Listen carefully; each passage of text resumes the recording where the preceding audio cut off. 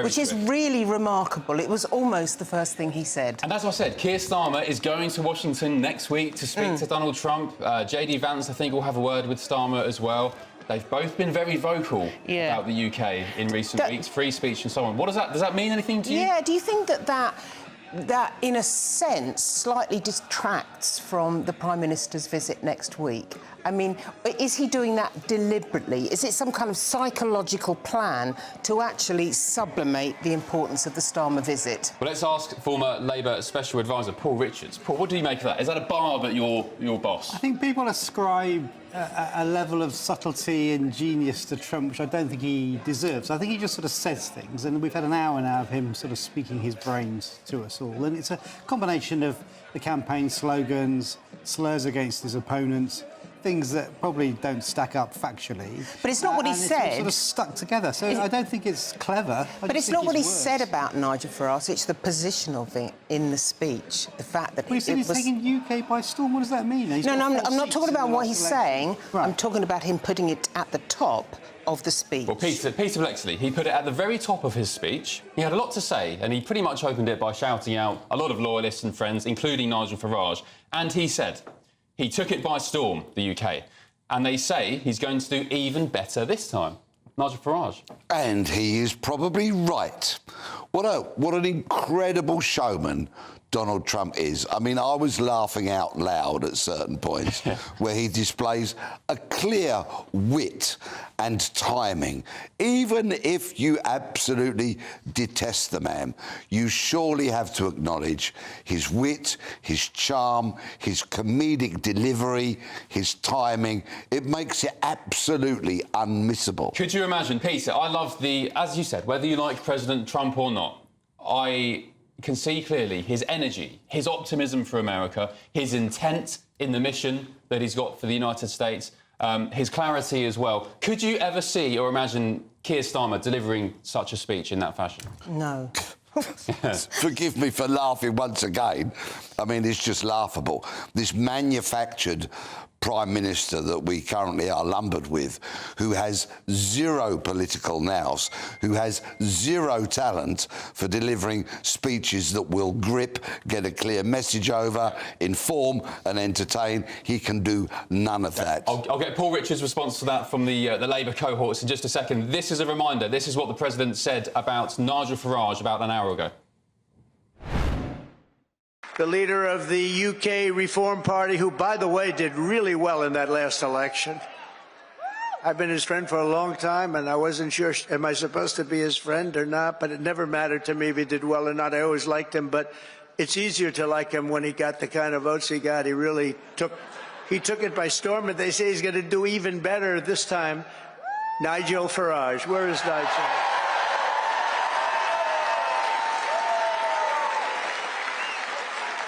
Thank you, Nigel. Thank you. What a great guy. Paul Richards, your take. Well, you see, when I just said he doesn't support it by the facts, you know, the Reform Party got the same number of seats as the Green Party at the last election, a lot less than the Lib Dems. But they're a three-year-old party. So for the President of the United States to say they've taken the UK by storm, that's the quote. Well, they are leading all the polls, are they not? They haven't taken anything. I'm not here to bat for reform. I'm just giving you the facts. They are a three-year-old party. They have 5 MPs, and they're now leading every poll in the UK. Well, they did quite well, but they didn't do as well as, let's say, the Lib Dems, right? So he's not praising the Lib Dems, is he? You know, who got about 10 times. Well, I shouldn't think he thinks their Davy is much to talk about. Well, exactly. So this idea that they've taken by storm, he said things out loud which aren't supported by the facts, and that's what you saw in that particular I think it's comparing apples and pears, frankly. I think they're two completely different speakers in terms of their presentation. Starmer and Trump. Absolutely. Oh, yeah. I mean, Trump is like Boris Johnson. He is a real showman. But actually, yeah, I do think that. I do think that. Rubbish. I do think that. But this week, what was his message? This week, we had an hour of it. What's he said? Yeah.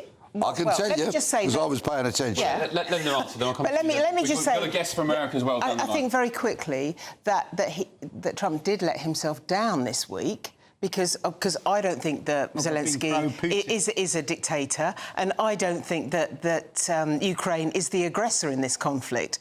But, you know, most of the time certainly in front of a home audience, he is absolutely on track and a good performer. Peter, I will come to you in just a sec. Let me go stateside, though, to US political commentator and former Republican John Lee Boutillier. John, good evening or good morning, good day, wherever you are. What did you make of your president's speech just then? Do you agree with the likes of Peter Blexley that it was barnstorming and optimistic, or Paul Richards here, our Labour friend, who thinks it was a bit drab and a load of guff?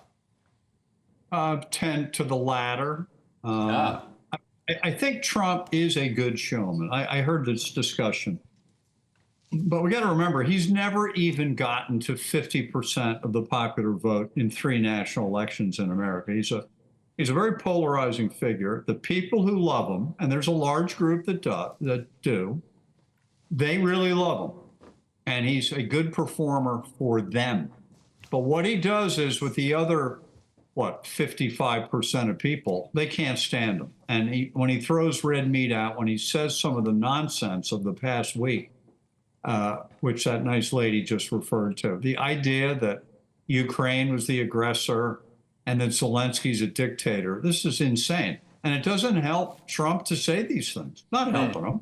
John, he did say rather in that speech that according to many polls, and he cited one YouGov poll, that the 70% of Americans, according to YouGov, believe Donald Trump and his administration are doing the right thing. So you mentioned the popular vote, the 50%, but according to the poll that Donald Trump just cited, he has got the majority on board. All right, first of all, I'm not talking about polls yet. I'm talking about 3 national elections. 2016, where he got 43%. Yeah, I got that. 2020, where he got 45%. And this past year, where he got 49.4%. He's never gotten to 50% in an election, ever. So he is not overwhelmingly popular. And he wants, you look at Reagan. Reagan was pushing close to 60% when he got reelected. Hugely popular. But John, I mean, you do accept he has a mandate, no? He won the popular vote. No. He won the Electoral College. You think he's not got a mandate? A mandate for what? Everything he laid out in his campaign. Well, here's what I think. I think he's already done what other presidents who've been elected with a House and Senate of the same party have done. They've overreached early. Obama did it. Trump did it the first time. They overdo it, and they get rebuked 2 years into their presidency. He's 35 days into his thing. He's already down in every national public opinion poll underwater in approval versus disapproval. Now, there are some things that people do like, but you mentioned 70%. 70% don't like pardoning violent January 6 criminals. They don't like random cuts of things that people do like Alzheimer's research, cancer research, nuclear inspectors, all that stuff. Why are we cutting that? He didn't have a mandate to cut that. He didn't have a mandate to take Canada to be the 51st state. Well, this wasn't talked about in the election. There's no mandate for any of that. I think he did. I mean, I think it was clear. It was clear that Elon Musk, during the election campaign, was going to tackle government waste and efficiency. I mean, $20 million of US taxpayer money, your money, John, on Sesame Street in Iraq, in Baghdad, $10 million on Guatemalan sex changers, $10 million to Uganda for circumcisions for men. I mean... Hold on. All those things are voted on by Congress, all of them. Doesn't mean they're right. Who ran Congress? The Republicans ran Congress. I'm a Republican. The Congress passed this stuff. This isn't made up out of nowhere. This stuff's all approved by the Republican Congress. Right, but it doesn't mean it's right, though. Donald Trump traditionally is, I mean, if anything, he's an independent, though. He would, if he was here now, I guess, John, he'd call you a rhino, a Republican in name only. I don't care what he calls me. I was a Republican when he was a Democrat. Okay, I've stayed. I'm a Reagan Republican. Yeah. When he was president, all this stuff you're reading off about Zimbabwe or whatever, that stuff was in and happening when he was president. Why didn't he get rid of it when he was president? Well, the argument is, I mean, the answer to that, the argument is that he didn't know how government worked. He surrounded himself with what he would call deep state characters, such as Fauci and so on. And I know firsthand, Ross Ulbricht, the guy who founded the Silk Road website, who was given 2 life terms and 40 years with no parole, he was going to pardon Ross during his first term in 2017. His mother has told me he was bounced around by DOJ, deep state, as they would call it, operatives. This time round, the argument is from Trump and his team that he knows how to handle government. He knows how it works. Well, he may know, there's no doubt he's learned more about how to run the government. That I give you that. But I don't think in the end, the chainsaw cutting of the federal government is going to end up being a net plus for him. I think already you can see the pushback from the public. For instance, I saw a guy on TV last night from outside Philadelphia, went to work for the IRS, voted for Trump, loved Trump, said, I figured Trump will know how to cut the government as a businessman. He got fired this week.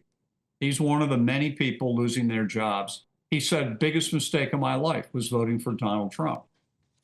And, I think you're going to see more and more of that. And I tell you, find me a democracy that in the end ever really cuts spending.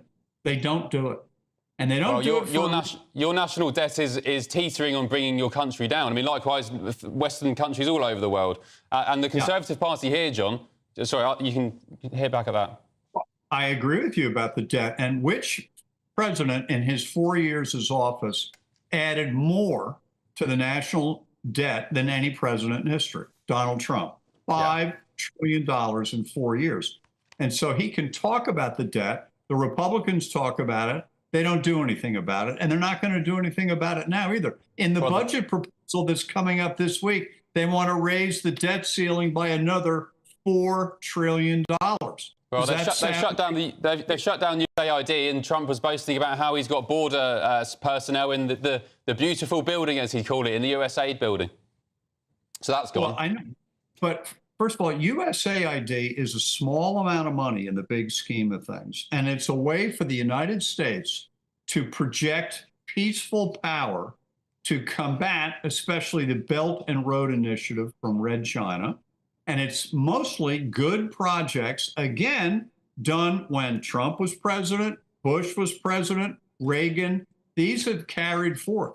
And they've gone in and savaged it, even though Congress created it and funded it. And I'm not sure that it won't get restored. And JFK founded it, right? Is that right, USAID, JFK? Maybe, but it's always been there. It's also, John, I've been listening to a lot of, do you know Mike Benz from your side of the pond? He's been on USAID for a very long time, an investigative journalist. USAID, a lot of that were CIA fronts for campaigns abroad. You call it soft power. I mean, they're political coups by the CIA's own admission. So I think... Look, my point is, I like cutting government where you can cut it. But I don't think the things I mentioned a minute ago, we should be cutting. Alzheimer's research, cancer research, that kind of stuff is the role of government. And then there are many other things that are going to be affected here that are going to trickle down into our economy, and it's going to slow our economy down. It's not going to help the economy. It's going to slow it down. Federal spending is the largest driver of our economic growth, more than any company or industry. I don't know if it is probably the same in your country, but it's a massive part of our economy. So if you're going to reduce it, you better be smart about it, because you're going to incur a slower growth nationally. OK, John, great speaking to you. One last question. So just for clarity, Donald Trump won the popular vote. He won the Electoral College. He got the biggest black American vote in Republican history. He got record Latino votes. He's now on 70% approval with YouGov, but you don't think he has a mandate? No, when you don't get to 50%, I think to claim that you have a mandate to do all these wild things when you didn't campaign on them. Does he have a mandate to lower inflation? Yes. Does he have a mandate to tighten up our southern border and deport violent criminals? Absolutely yes, because he ran on that consistently. But he doesn't have a mandate to take over Gaza. He doesn't have a mandate to take over Greenland. to take over Panama Canal. Doesn't have a mandate. None of that was campaigned on. The people didn't vote on it. And if he would stick to the things more specifically, because already all our prices are going back up, gas prices are up, eggs have doubled. All of this is now on his watch. Consumer sentiment is down since he got in. Fear of tariffs, all of this. I guess in his defence, it's only been 30-odd days, so we'll see. But, John, fascinating speaking with you. Thank you for your company. John Le Boutillier, former Republican and US political commentator. Panel, welcome back. Paul Richards. Paul, you're chomping at the bit. Well, A, a brilliant interview, by the way. I thought that was really fascinating. Thank you. Five is in the post. But B, isn't that interesting? He is a Reagan Republican. That's not some liberal, soft-hearted Democrat. Well, Trump would call him a rhino, a Republican in name only. Well, he's a Reagan Republican, and what they are disagreeing with Trump on is national defence, our orientation towards the Soviets, or the Russians as they are now, use of US aid to support soft power. There are fault lines now in the American right, which actually are not dissimilar to those in our country as well. So it's a very illuminating interview, actually. Mr. Le Boutillier represents the Republican old guard, so many of whom held Donald Trump back when he was first elected in 2017. Donald Trump, with his clear mandate, has largely swept all of those aside. And now, of course, he's governing as he wishes to govern. What I thought was particularly interesting during President Trump's speech was that he is now becoming clearly dismissive of what people on this side of the pond would call soft power in regards to foreign aid. We often hear when people say the foreign aid budget should be cut, certain politicians will say, well, it's important for our soft power as we fund so many projects in developing countries. Donald Trump clearly doesn't give a monkey's uncle about any of that, and he is stopping or slashing these budgets. I think that is, though, what troubles some people, that we are leaving behind, and you can call me a little bit sort of, I don't know, Ben, you might think I'm a little bit lefty for saying this, but we are abandoning the international rules-based order, and we are looking at, and soft power, and we are now looking at, you know, the big guys in the playground and how they carve up the world. We are in a new order now. But there has been a paradigm shift. If you agree with that, that's fine, but there are plenty of people in Europe who don't. Whether or not America is still our ally or not. Well, that is the big question. Does it look that way? Because I can't tell. Well, clearly President Trump is a big fan of Nigel Farage, so in that regards, we have some in the UK, not personality, some evidence of friendships. Well, yeah. I think Donald Trump and the Trump administration is right to question whether we're allies, and likewise us them, because I'm agreeing with that. Keir Starmer has been sending... First of all, he hires David Lammy as a foreign secretary who calls Trump a Nazi sympathising sociopath. Angela Rayner as deputy PM, who has said similar stupid things. And then you send Labour activists to Pennsylvania, the battleground state. They came here to campaign for the Republicans here. He did that. They did that anyway. And then you sell the Chagos Islands at British taxpayer expense in defiance of Washington's wishes. It goes on and on. Free speech. J.D. Vance having a dig at the Munich Security Conference about free speech. I mean, I don't blame the Trump administration for wondering whether the UK has got its ducks in order. I can see all of that. All I'm saying is we are now in a new era. And we can't be sure exactly how it's going to roll out. I was going to come back to that point as well. You mentioned that, you know, the order is changing. Is it not about time the world order's changed? Because the West is crumbling on its knees. Nothing works. Nothing works. Everyone's skint. Culturally, societally, economically, everything's falling apart. So, I mean, isn't it about time someone had the balls there's no question. To shake things up? I think that NATO expected the US to carry its water. You know, there was too much expectation that the US would foot the bill, and all of that had to change. And thanks to Donald Trump, so many Western countries now are realising that they're not spending enough on defence, and that is changing. That's a huge positive that we need to thank President Trump for. But will we be thanking him? The winners out of this will be Russia and China. It won't be us in the West, and it won't be America. That's the danger of throwing everything up in the air. It comes down not how you like it. And can I also say, Peter, maybe you can answer this, one of the biggest signs that the West as an empire was crumbling, or has been crumbling to its knees, is this, you know, everyone just lost their mind over the past 5 years or so, thinking that men can play in women's sports, men can have cervixes and women can have penises. I mean, it's just absolute codswallop nonsense. I mean, borderline mentally ill. And Donald Trump's come in here and said, right, this absolute BS is over. Time for common sense. We're getting our stuff together. I mean, the fact that he's willing to go full throttle on that is just a sign that, you know, things are changing. Not borderline, but let's think about borders. Let's look at the murderous bloodshed that's happened on the streets of France and Germany in the last 2 days alone, courtesy of Merkel and her millions that she allowed into Germany and other weak Western countries that have allowed their streets to be flooded by people who want to do us harm.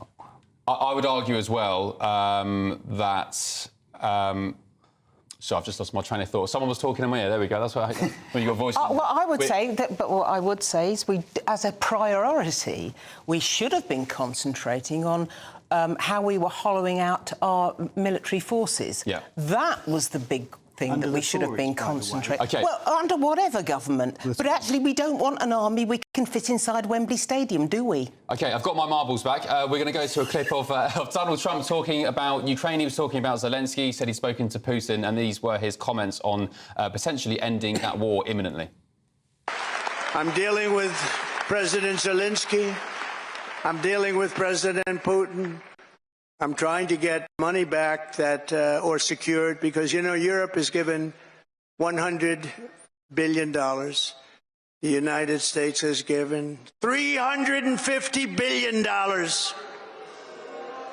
because we had a stupid, incompetent president and administration. 350.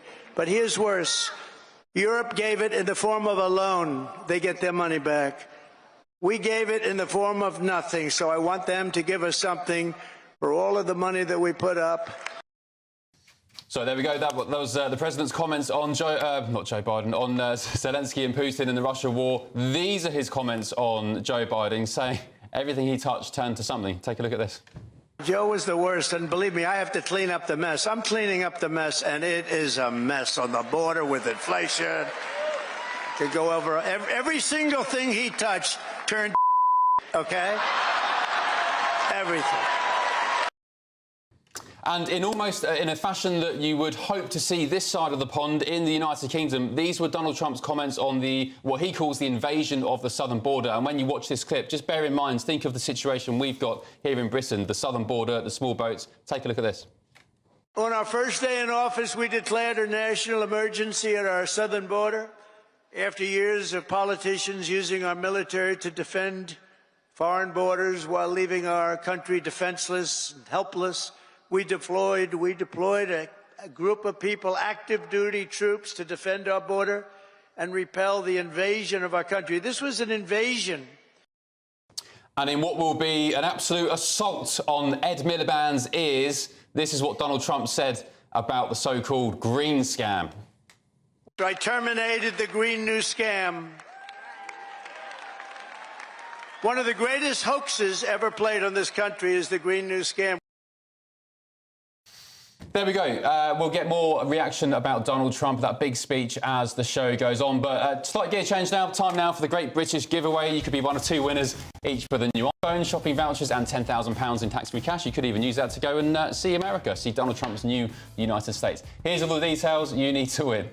Don't miss your chance to be one of 2 big winners in our latest Great British Giveaway, as we have 2 prize bundles that have to be won. There's 2 lots of a totally tax-free £10,000 in cash. You'll also receive a brand new iPhone 16, along with £500 in shopping vouchers to spend at your favourite store. Hurry, lines close on the 7th of March. For another chance to win, text cash to 63232. One entry costs £2 plus 1 standard network rate message, or text bonus to 63232. 5 entries cost £5 plus 1 standard network rate message. Go to gbnews.com/win. Entries start from just £2. Call 0903 681 3232. Calls cost £2 plus your network access charge, or post your name and number to GB11 PO Box 8690 Derby DE1 9TT. UK only. Entrants must be 18 or over. Lines close at 6 p.m. on the 7th of March. Please check the closing time if listening or watching on demand.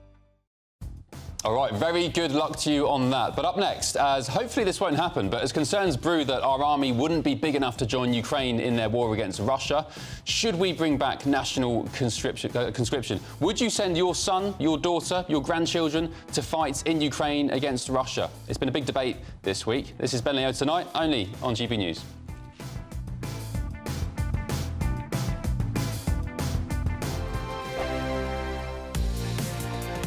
Mornings don't have to be tiresome, especially if you have the right company. Wake up to news as it happens, opinion and debate, and of course, a little bit of entertainment too. Because when the kettle's on, we're on. That's Breakfast on GB News, a show worth waking up for. Every morning from 6 a.m. Only on the People's Channel, Britain's news channel. We'll spread the news, you spread the word. GB News Breakfast, every day from 6 a.m. Well, it's an ice sculpture of an older man living in poverty, and it's been unveiled at the Tate Modern. But this is for an issue that I know basically all of our viewers and listeners, and ourselves included, really do care about. Yeah, the activity was organised by the charity Independent Age, and it's to raise awareness of the dire financial struggles facing some older people. Rob Trueheller is a 68-year-old pensioner who the ice sculpture depicts. Now, he's had his winter fuel payment cut off following Labour's tax raid. Yes, and taxi driver Rob Trueheller joins us now alongside the head of policy and influencing at Independent Age, Morgan Vine. Welcome both. Thank you very much indeed for joining us. Start with you, Rob. I mean, what does this sculpture mean to you then? Well, it's there to... It's a focal point for people to look at and to understand that there's a lot of pensioners in poverty. You know, the winter fuel allowance, which was a mere spit in the ocean, really, £250 for each person, makes a heck of a difference when, you know, electricity prices, etc., are going up. Talk to me about how this idea came about then and what Independent Age does.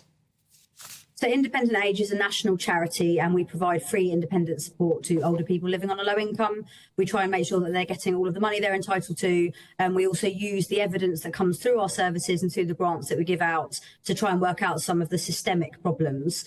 And one of those is that older people just don't have enough money to live on. As Rob said, they're not receiving the money they're entitled to, many of them. But even for those people that are receiving that money, it's often not enough to live on. So we think that there's more that the UK government and companies and others can do to try and improve the situation. Yeah. GB News, the People's Channel. We're proud to be GB News, the People's Channel. And as you know, we always love to hear your views. Now, there's a new way of getting in touch with us at gbnews.com/your-say. By commenting, you can be part of a live conversation and join our GB News community. You can even talk to me, Bev Turner, or any of the members of the GB News family. I'm Michael Portillo. This is GB News, the People's Channel, Britain's news channel.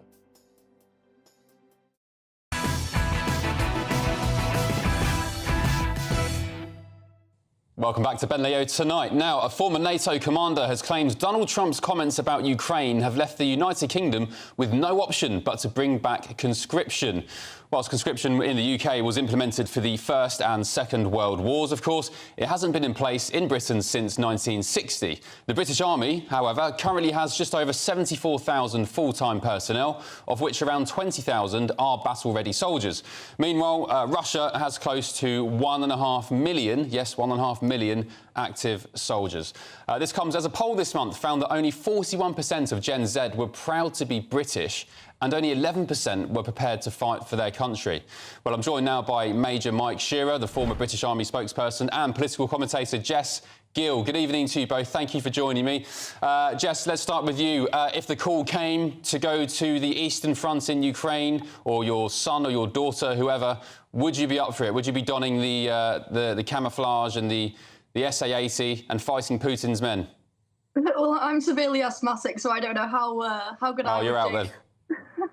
But on honestly, no, I don't think I would fight for this country because I don't think Britain as we know it no longer exists. You mentioned the last time conscription was in place. That was when people were proud of their country. They had this idea of a national identity. They had values that they would fight for. And as you rightly mentioned, most of Gen Z don't agree with these values. They don't agree that Britain is a great country. They don't believe that Britain is a good country to fight for. So I'm not surprised. And honestly, I don't blame Zoomers for thinking that because our institutions, the institutions of Britain, the government, the education system, the justice system, has actively promoted values and policies that actively go against them. So no wonder they won't fight for them.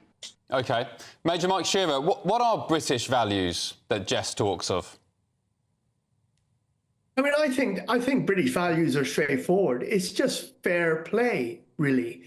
And by the way, giving service to your country in the Army, Navy and Air Force, it is the highest of noble things that I think that anybody could do. But I do not want to understate the serious nature of the question that you're asking. We are now, over this last kind of 7 days, when Donald Trump very much said he has torn up the rule book and would not support Article 5 of NATO, which says that an attack on one is an attack on all, means that we are now in a very perilous position. And we seriously now need to look at reinforcing our armed forces. We need, may I just say, we need to reconstitute some of the old infantry and armored units that we disbanded years ago under the Conservative and Labour governments.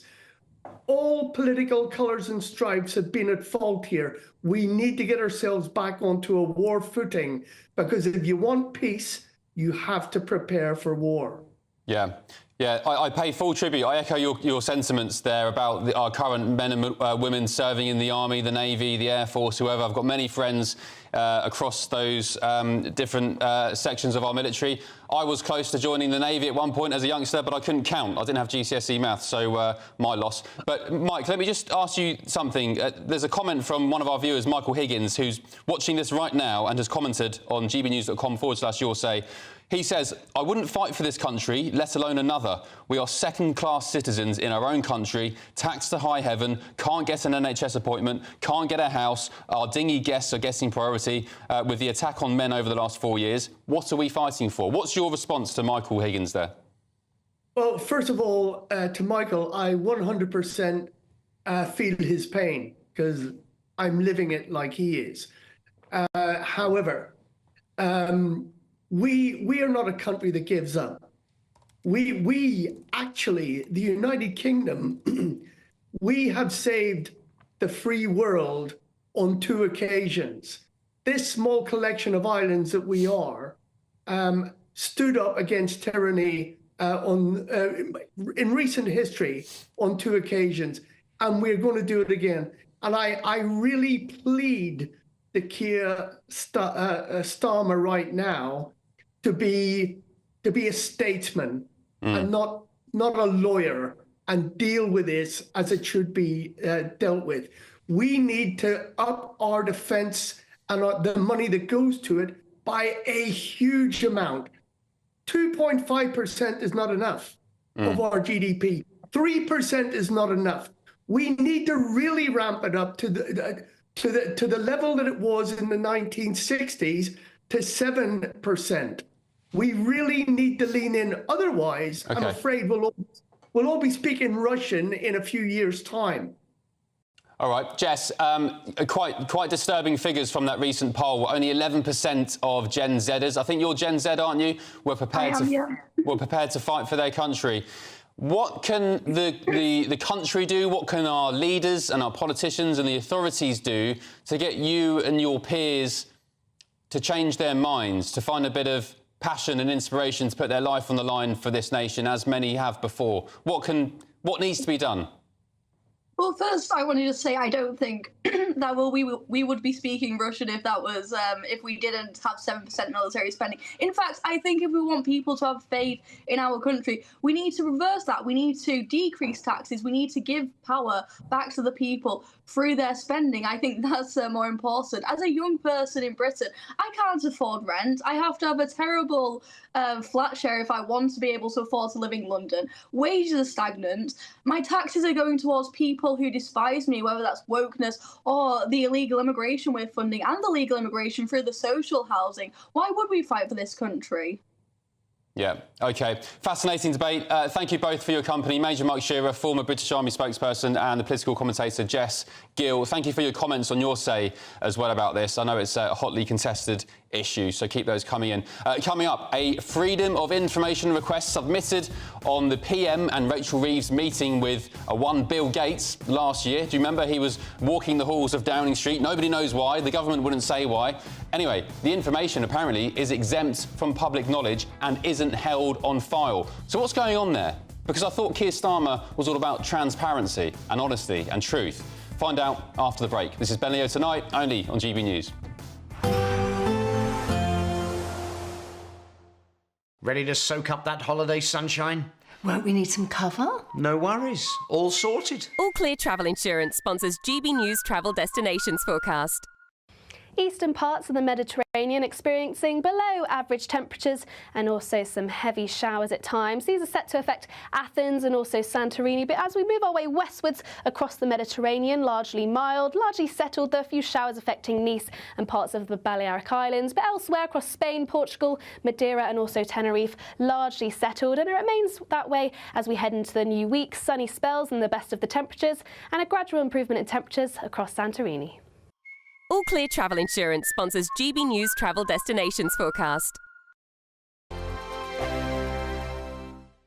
Good Afternoon Britain isn't just about us. The wonderful thing about this programme is it's about everyone watching. It's an interactive programme. Well, there absolutely is something to see here, and we're going to be talking about it more. Whether it's breaking royal news, Will, please bring us up to date, or indeed a particularly punchy speech in the House of Commons. Very, very curious. We bring it to you live, and then we bring you live reaction as well. That's Good Afternoon Britain, weekdays from midday. Only on GB News, the People's Channel, Britain's news channel. Good Afternoon Britain, weekdays from midday.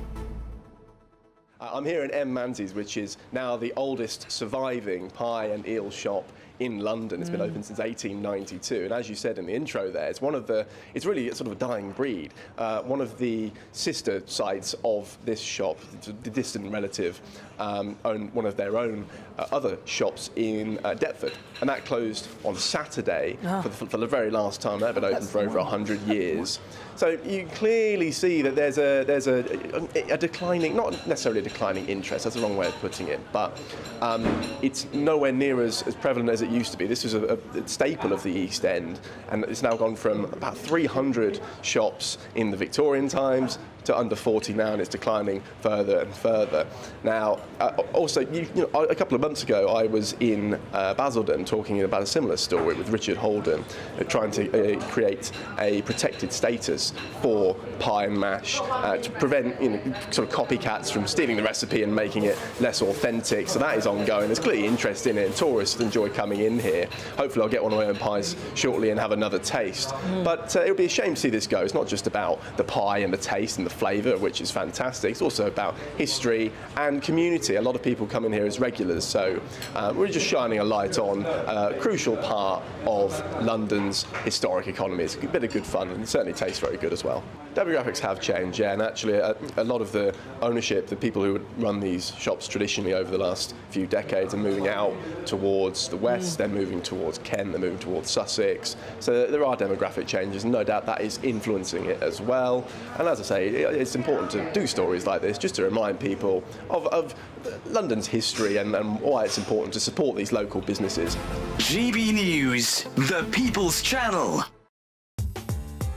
I'm Christopher Hope. From pop stars to politicians, I'll interview anybody in a pub who's got a political opinion. Join me every Friday on Spotify, Apple Podcasts, YouTube or gbnews.com, or wherever you get your podcasts.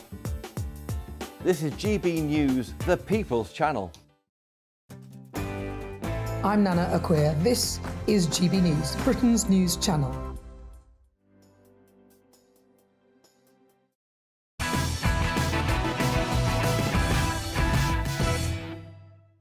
Welcome back to Ben Leo Tonight. Now, do you remember this? Several days before the budget was announced in October, Sir Keir Starmer and Bill Gates, there he is, our favourite man, they had a meeting together along with the Chancellor Rachel Reeves. It sparked online chatter amongst, well, some people, suggesting a link between Bill Gates and the UK government. And later, in November, the CEO of BlackRock, the biggest asset manager in the world, trillions under management, their boss, Larry Fink, also met with the UK government. But nobody knows why. The government never said at the time, and they haven't released any information about it. But Freedom of Information requests have been submitted for both meetings, and the Cabinet Office have responded saying the information is exempt and isn't held on file. So do they have information or not? What's going on here? Joining me now is the journalist Lewis Brackpool to tell us more, who's been on this like a dog with a bone. Lewis, what's been going on? Hi, Ben. Thank you so much for having me on. I really appreciate it. So as you know, I sent off 2 information requests, one in November last year and one in January this year. One was to Bill Gates and one was about Larry Fink. Now, if we just start with Bill Gates just briefly. So 20 days after my first request, the government confirmed that they held relevant information but delayed disclosure, claiming that it could, quote, affect public policy making or the process of making policy. So therefore, Bill Gates has some sort of tie with policy making, I presume, from what the government is telling me. And then after months of stalling, I had another 20 days of waiting, so that's 2 delays because they wanted to impose a public interest test. And then finally, when I did get a reply for the Bill Gates Freedom of Information request, they have responded by saying that no records of this meeting exists, not even a written memo, nothing. So there are only 3 possibilities when it comes to this particular request. Number 1, the government is conducting high-level meetings off the books, which is a massive transparency issue. If they're not even writing down a memo, that is very, very disturbing, and it's not good for transparency. Yeah. Number 2, records do exist, but are being deliberately withheld, or there could be a third option, and that they're playing word games with these FOI requests and they're storing these records in another department, potentially dodging scrutiny. So I have put in an internal review to try and figure out where all of this information is. And well, Larry Fink from BlackRock, we've done another Freedom of Information request, and they've confirmed the meeting. It's definitely been held, and there is a schedule of the meeting to which 25 minutes of informal discussion did not have Keir Starmer present during this. But now that's all the details that I've been given, and I have to really push for this sort of information because they keep using policy formulation disclosures, commercial interest disclosures, saying it could harm BlackRock's business, even though, like you said at the start of the programme, Ben, they are trillions and trillions of dollars worth, and one of the biggest in the world, if not the biggest in the world. This isn't some sort of small business. So, and of course, nobody knows what they were doing there, Bill Gates especially, ahead of the budget. But Bill Gates, it is a matter of fact, he's the biggest private landowner in the United States. He's gone from computer software to being a public health expert and vaccines, now on to farmland. Of course, we all know what happened in the budget with farmers and the inheritance tax. I'm not going to put 2 and 2 together, but the simple answer is when you ask government for transparency and say, hang on a minute, what was Mr Gates doing here, please, in the Cabinet? What were you discussing? When the government can't answer that clearly and they're giving the likes of you, Lewis, journalists, very misleading answers. 1 minute they have information but don't want to release it because it's not in the public interest. The next minute they don't hold any information because they didn't keep any memos. It kind of raises questions. So I'm not making assumptions, and you probably aren't, but, people will start to chatter. They'll start to put 2 and 2 together, which creates a vacuum, doesn't it? Oh, I totally agree. And Labour talks all this game about transparency, but when it comes down to these backroom meetings with the world's most powerful people, they obstruct, refuse to disclose anything. So is it any wonder that people are getting sick and tired of this? Yeah. You know? Yeah, we've great stuff, Lewis. When you get some more updates on this or any more information, keep digging. Please let me know, because I'd love to have you back. It's the second time you've been on. Sterling work. Thank you, Lewis Brackpool. The Cabinet Office have given us a comment tonight. They've said ministers, including the Prime Minister, must be able to discuss policy freely and frankly, both with officials and third parties. It would not be in the public interest to threaten the candour of all involved if they were to take the view that the content of the discussions would be disclosed prematurely. This could result in the quality of the debate underlying collective decision-making declining, leading to worse informed and poorer decision-making. Right, there we go. Make of that what you will. Coming up, in Leo Unleashed, I visited a quintessential English village about to be outnumbered by migrants. This is Ben Leo Tonight, only on GB News. Hello there, welcome to your latest GB News weather forecast from the Met Office. It's going to turn much more unsettled through Sunday. Outbreaks of rain, strong winds as well. Could be some local disruption, but it is staying on the mild side. A brief ridge of high pressure through Saturday, but that's being replaced by this wet and windy weather moving in from the Atlantic, bringing strong winds, outbreaks of rain across many parts through the day tomorrow. So a quiet end to Saturday. Some low cloud mist and murk developing as we move into the early hours. But later on in the night, we'll see outbreaks of rain, stronger winds moving into parts of Northern Ireland, western Scotland. Temperatures rising through the night, 5, 6, 7 degrees to start Sunday morning. A wet start across Northern Ireland, western parts of Scotland. Elsewhere, dry but quite murky and cloudy. But let's look at the details for Sunday morning. Heavy rain across western parts, still drier towards the east. Some bright spells across Shetland, but the heavy rain pushing in quite quickly through the morning. Widespread rain across Northern Ireland. Wind gusts of 60, 70 miles an hour through the day here. Dry start for eastern parts of England, but wetter across Wales, the West Country, as the rain moves in. Some sunny spells across southeast England. Here it will stay driest for longest through the day, but elsewhere turning increasingly unsettled. The rain could lead to some localised flooding as rainfall totals build up through into the afternoon and evening time, particularly across the high ground in the west. Showers following into Northern Ireland, western Scotland later on in the day, and the rain eventually reaching southeast England. But a blustery day for all. Met Office warnings out for wind and rain, so do stay up to date here. Temperatures again in double figures. Rain continues to flirt with southeastern parts on Monday initially, but it does clear out the way, and it's then a blustery day, sunshine and showers across the country. Some of them on the heavy side at times. In between, though, plenty of sunshine and temperatures just feeling a little fresher, and it stays unsettled through Tuesday and into Wednesday with further showers and rain and temperatures nearer to average. See you soon. Join me, Camilla Tominey, for a frank and honest discussion with those in power that cuts through the spin and gets to the heart of the issues shaping our nation. You haven't confirmed that you want to stand as leader, but you haven't ruled it out either. This report basically says that he's not fit to stand trial. Is he indecisive? Incompetent? I deliver the dose of reality Westminster needs. That's the Camilla Tominey Show at 9:30 every Sunday on GB News, the People's Channel, Britain's news channel. Exciting news. Every Friday, my Patrick Christie's Tonight Show is going to have a twist to it. We're welcoming some special guests. You. That's right, on Fridays I'm going to be doing my show in front of a live studio audience, because this show is about you and what you have to say. It's going to be the same big debates, same big topics, same big opinions, but every Friday night at 9 p.m. you are invited to come on down to Patrick Christie's Tonight to be a part of the action. Only on GB News, the People's Channel, Britain's news channel.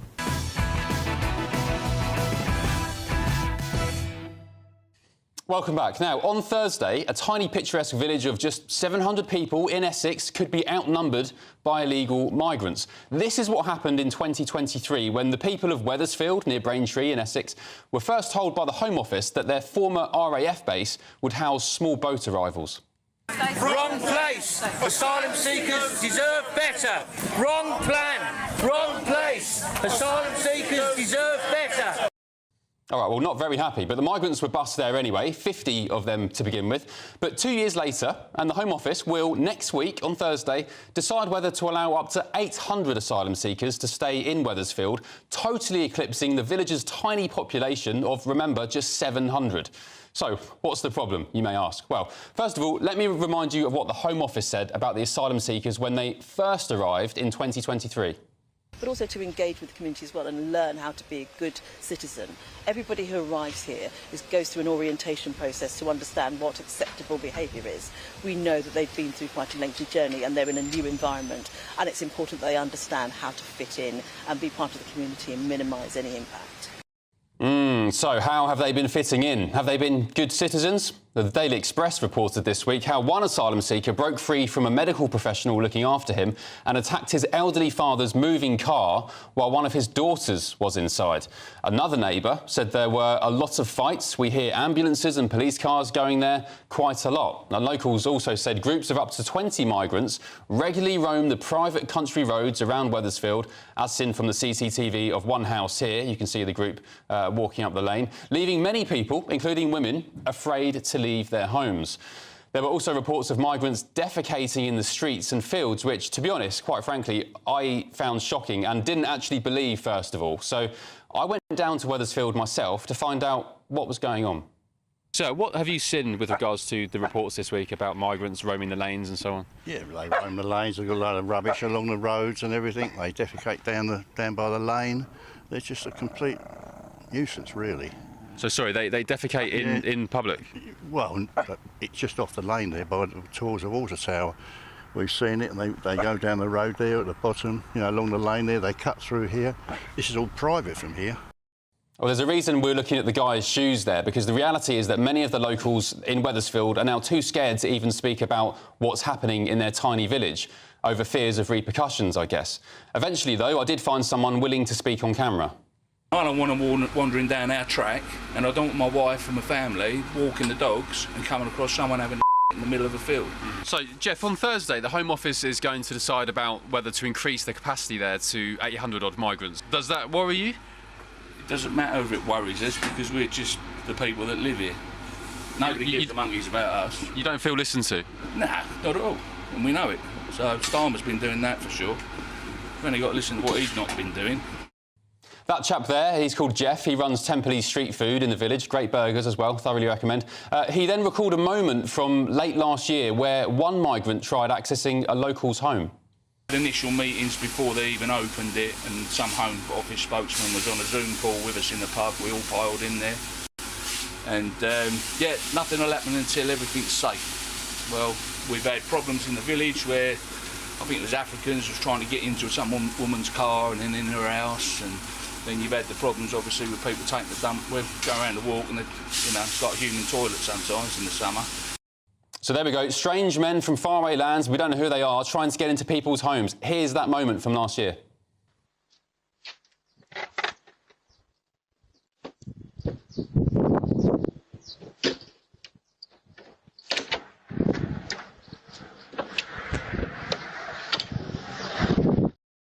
Oh, dearie me. So while the local residents feel unsafe, let down and ignored, I went down to the base itself and found two women in a van dishing out what I later understood to be clothes and hats to the migrants. Hi, how's it going? Ben from GBNews, how are you? Are you serving coffees? Is there any chance of getting a coffee, please? Are you saying don't talk? Would you like a very quick chat with us? Just want to know what's going on here. Where are you from, by the way? Do you mind me asking?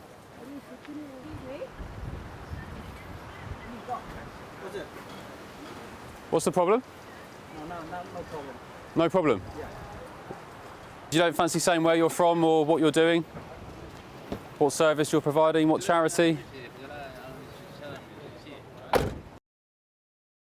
I later discovered the two women there, the white British women, or English, I guess, from their language, were from Care for Calais, the NGO that supports migrants as they make their journey to Britain. And when they left, one of the migrants they were telling not to speak to me did decide he wanted to talk. Did you come into the UK? Was it on a boat, small boat? Yeah, very small boats. And do you mind me asking how much you paid the gangs? How many thousands? I don't know. Did you pay? I don't pay another person. OK. And how was the journey? Was it dangerous or? Yeah, very dangerous, unfortunately. What was the weather like? Very cold and bad memories I have here. And when did you come? How long have you been waiting for asylum? 7 months ago. 7 months. So that's quite a long time. Yeah. So that guy there said he didn't pay, someone else did. He later said he didn't know how much or, how it was facilitated. So my big question is, who did pay? And how many of these thousands of young men from war-torn countries who are meant to be poor managing to get hold of £5,000, £6,000, £7,000 together to pay smuggling gangs? Are any of them paying? How do they get the money? Because this is industrial-level people smuggling going on, yet it appears these guys have access to more money than most normal Brits do. Very bizarre. And it appears they also have access to much better local services too. One of the biggest gripes in Wethersfield is the poor bus service for villagers who basically have no public transport at all because current provisions are so bad. Migrants, however, at the RAF base have been bussed in and out of the site all day, every day. Councillor Mark Alt. Should we call them? Let's see if they're around. Also see lots of what look like 12-seater minibuses coming in and out on a pretty regular basis. Yeah, and that service at a huge taxpayer expense is much better than the bus service that I'm working on this afternoon to try and improve. Yeah, we've seen all the buses coming in and out of the village, and I guess ferrying them to Braintree and beyond. And yeah, the locals we've spoken to have said, well, hang on a minute, we haven't even got our own bus service, or one that is there but doesn't really work.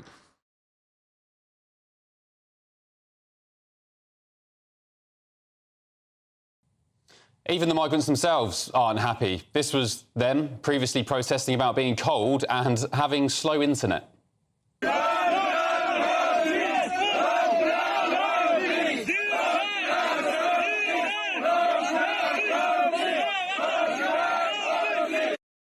So when the locals aren't happy and the illegal migrants aren't happy, why is the Home Office ploughing on with increasing capacity at RAF Wethersfield, regardless, without even consulting the villagers themselves? Initial costs for the site were projected at something like £5 million. That then rose to £49 million annually, with other recent reports suggesting it's now ballooned to, obviously, £100 million.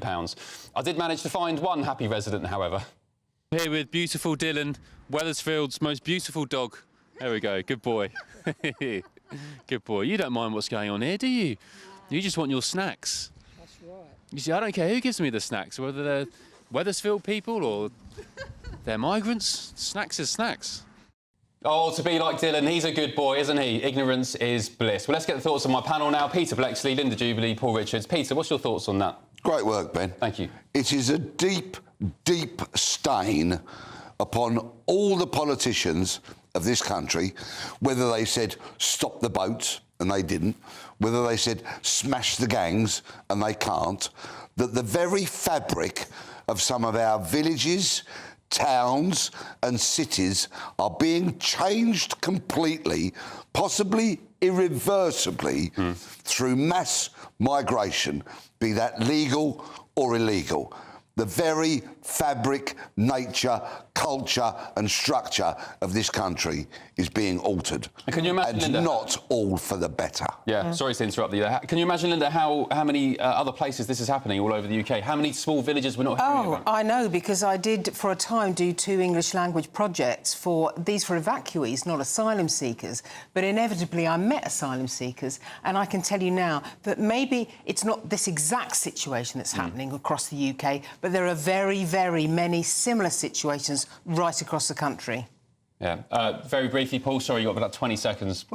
Footage showed the terrible ordeal of 4 people going for a walk in the countryside. It wasn't exactly killer stuff, was it? And I don't think the Home Office will go ahead with this, actually, because I don't think they will put 800 people into that RAF camp. My solution would be let them work and integrate them into our society and let them pay tax. How about stopping them coming into the country in the first place if they're illegal? I've got to move on because we're going to crash off fair, and I've got to read this statement. The Home Office spokesperson said this government inherited an asylum system under unprecedented strain. We're working hard to restore order to that system and reducing the use of taxpayers' money on expensive asylum hotels. That inevitably has meant difficult choices have been made. Lots more coming up, including the front page of the Sunday Times. It's just dropped. Stick with us. Back in just a tick.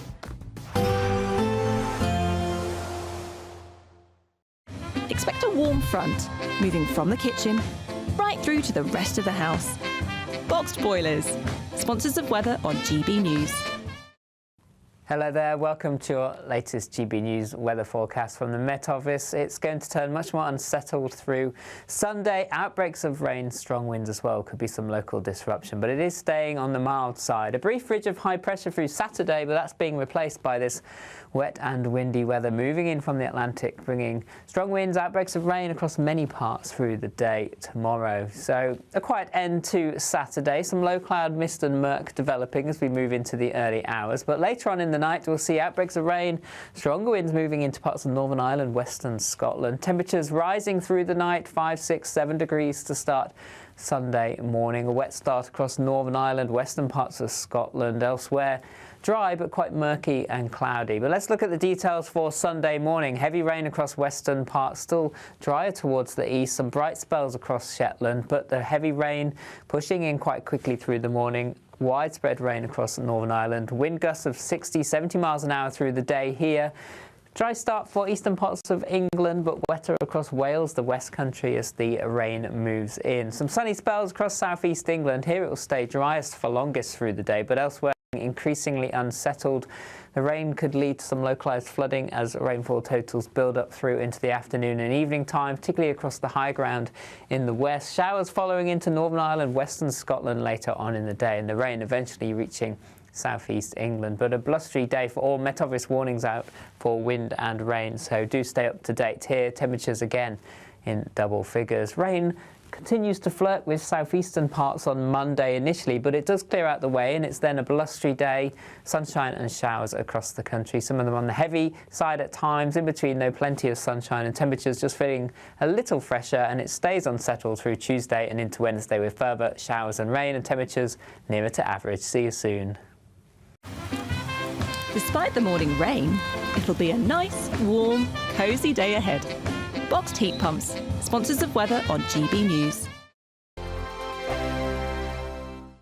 There's just 2 weeks left to grab your chance to be one of 2 big winners in our latest Great British Giveaway. First, you'll win a totally tax-free £10,000 in cash to spend however you like. You'll also receive the very latest iPhone 16, and we'll send you on a shopping spree with £500 to spend in your favourite store. For another chance to win, text cash to 63232. One entry costs £2 plus 1 standard network rate message, or text bonus to 63232. 5 entries cost £5 plus 1 standard network rate message. Go to gbnews.com/win. Entries start from just £2. Call 0903 681 3232. Calls cost £2 plus your network access charge, or post your name and number to GB11 PO Box 8690 Derby DE1 9TT. UK only. Entrants must be 18 or over. Lines close at 6 p.m. on the 7th of March. Please check the closing time if listening or watching on demand. Mornings don't have to be tiresome, especially if you have the right company. Wake up to news as it happens, opinion and debate, and of course, a little bit of entertainment too. Because when the kettle's on, we're on. That's Breakfast on GB News, a show worth waking up for. Every morning from 6 a.m. Only on the People's Channel, Britain's news channel. We'll spread the news, you spread the word. This is Britain's Newsroom, where your voice matters. It's just astonishing. With expert analysis and honest opinion, we don't just keep you informed. We bring you unique perspectives you won't see anywhere else. Can't argue with any of that. When the news happens, it happens here. On Britain's Newsroom, weekdays from 9:30 a.m. Only on GB News. Good Afternoon Britain isn't just about us. The wonderful thing about this programme is it's about everyone watching. It's an interactive programme. Well, there absolutely is something to see here, and we're going to be talking about it more. Whether it's breaking royal news, Will, please bring us up to date, or indeed a particularly punchy speech in the House of Commons. Very, very curious. We bring it to you live, and then we bring you live reaction as well. That's Good Afternoon Britain, weekdays from midday. Only on GB News, the People's Channel, Britain's news channel. If you want your news to be straight talking... This is the nightmare for the Conservatives again. Down to earth. It's not just Nottingham where this is happening, is it? And most importantly, honest. Hard-working, middle-class taxpayers, they'll get their book thrown at them. Then catch me, Martin Daubney, Monday to Friday, 3 till 6 p.m. on GB News, Britain's news channel. Headliners on GB News 11 PM every night. It's got 3 top comedians going through the next day's newspapers so you don't have to read them, which is great. That's a good point. He's lying. I mean, maybe he's not lying. That's Headliners every night from 11 PM and 5 AM as well on GB News, Britain's news channel.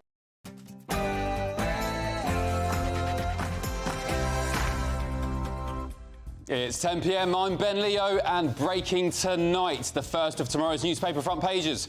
In the Mail on Sunday, massive story, their version of the Alison Pearson free speech ordeal. A grandmother, listen to this, was visited by police just for criticising Labour politicians on Facebook. Here's the front page, coppers at her door for criticising and holding to account Labour politicians. What's going on there? Elsewhere, tomorrow's papers focus on France, where President Emmanuel Macron confirmed tonight, sadly, that a knife attack that killed 1 and injured 3 was an Islamist terror attack.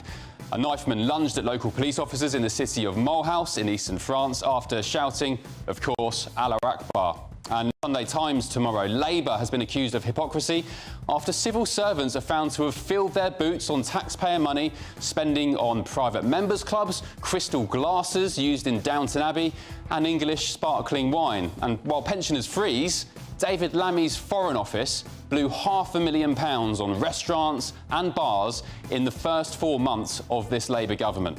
In the Sunday Telegraph tomorrow, Britain's fire service is apparently too male and too white. That's according to the National Fire Chiefs Council, who found the service was institutionally racist, misogynistic and homophobic. La-di-da. And in the Telegraph tomorrow, the government's controversial disinformation team is developing a secretive AI programme to trawl through social media looking for concerning posts it deems problematic so it can take action.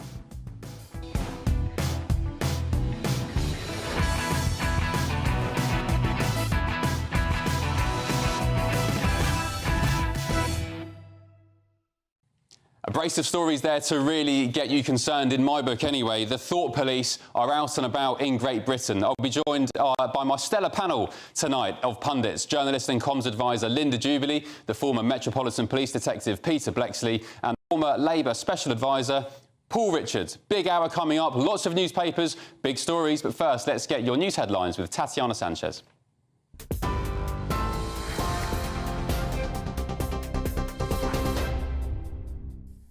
Ben, thank you. The top stories. Pope Francis has had blood transfusions and is suffering more than yesterday, the Vatican has said this evening. The 88-year-old pontiff has been in hospital for more than a week now, being treated for double pneumonia and chronic bronchitis. Well, in an update this evening, the Vatican said the Holy Father's condition continues to be critical, adding that this morning he presented with a prolonged asthmatic respiratory crisis. Doctors just yesterday had said he was not out of danger, but was not at risk of death. Elsewhere, 1 person has died and 2 police officers have been injured after a knife attack in the French city of Mulhouse. The suspect was arrested at the scene. The man injured 2 police officers seriously, 1 in the neck and 1 in the chest. A bystander had tried to intervene and was killed. The suspect is a 37-year-old Algerian who was subject to a deportation order because he was on a terrorism watch list, according to the local prosecutor. The prosecutor has opened a terrorist inquiry because the suspect reportedly shouted Allahu Akbar. Emmanuel Macron has said this evening this was indeed Islamist terrorism. Prime Minister Sir Keir Starmer has told President Zelensky he would discuss safeguarding Kyiv's sovereignty with US President Donald Trump as he reiterated the UK's ironclad support in a telephone call. This comes as Starmer is expected to confirm a timeline to raise defence spending as he prepares to travel to Washington to meet Donald Trump next week. Trump has reportedly spoken with Canadian Prime Minister Justin Trudeau this evening, where the pair apparently discussed the war in Ukraine. All that as US President Donald Trump addressed Conservatives gathered near Washington, D.C. for the annual Conservative Political Action Conference. He touched on illegal immigration, saying the border situation drove him to run for president again, as well as the Ukraine war, saying he thinks we're pretty close to a deal. Well, Mr. Trump even gave a shout-out to the Reform UK leader, Nigel Farage. Of the UK Reform Party, who, by the way, did really well in that last election.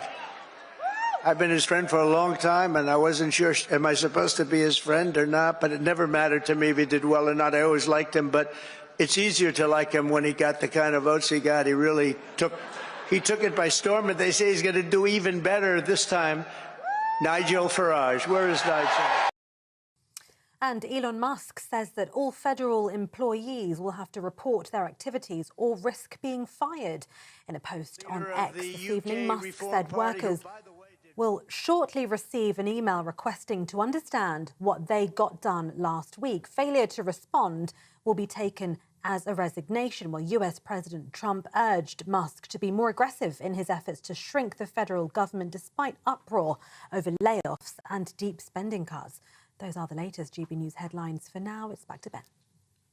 For the very latest GB News direct to your smartphone, sign up to news alerts by scanning the QR code or go to gbnews.com/alerts.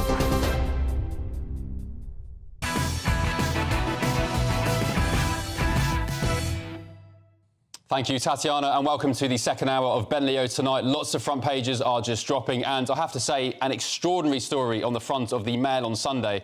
A grandmother was visited by police after she criticised Labour politicians caught up in the recent WhatsApp scandal. Helen Jones, her name is, she called for local councillors to resign. Here's the front page. She called on local councillors to resign on Facebook. She just went online and posted some stuff. Police admitted she had not committed an offence or a crime. But Mrs Jones claims she was silenced by officers and intimidated. And if you can see, if you're watching on television now, you can see the picture on the front page of the Mail on Sunday. Two coppers at her door, Tweedledum and Tweedledee, one showing his police badge. And yeah, she was says she was intimidated and silenced. Helen's told the paper it was actually quite scary. It made me think that I should keep quiet for the rest of my life. Other papers include the Sunday Express.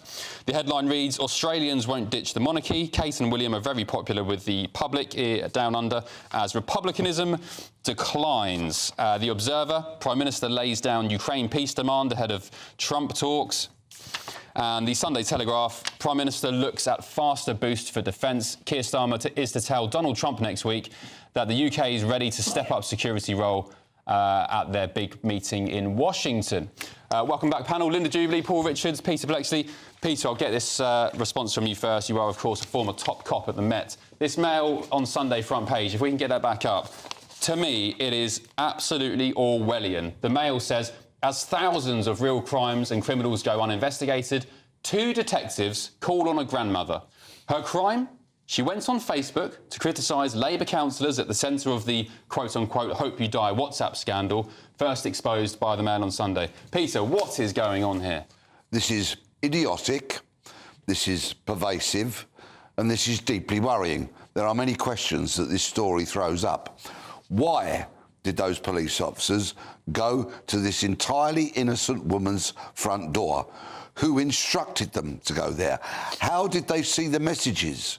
How did the police know that she'd posted this? What were they monitoring? Who was monitoring it? Who made a complaint? Are they in the grip of the councillors that were offended? We need to know the answers to all of those questions. It is utterly pathetic. The police admitted there was no crime, so what on earth are they doing by embarrassing themselves, the service, by turning up at that lady's front door? Peter, you sound like you're giving a rollicking to the two officers themselves. What would you do if this happened under your watch? You were in the Met, you were a former top detective. What would you say and how would you handle this situation? You wake up tomorrow morning, you see the Mail on Sunday front page, they're your officers. What are you saying to them? I was a frontline detective all my service. And if a supervising officer had come to me and said, go and deal with this, I'd said, but it's not a crime. I'm a detective, I detect crime and I lock up bad people. I don't go and have casual conversations with grandmothers. Yeah.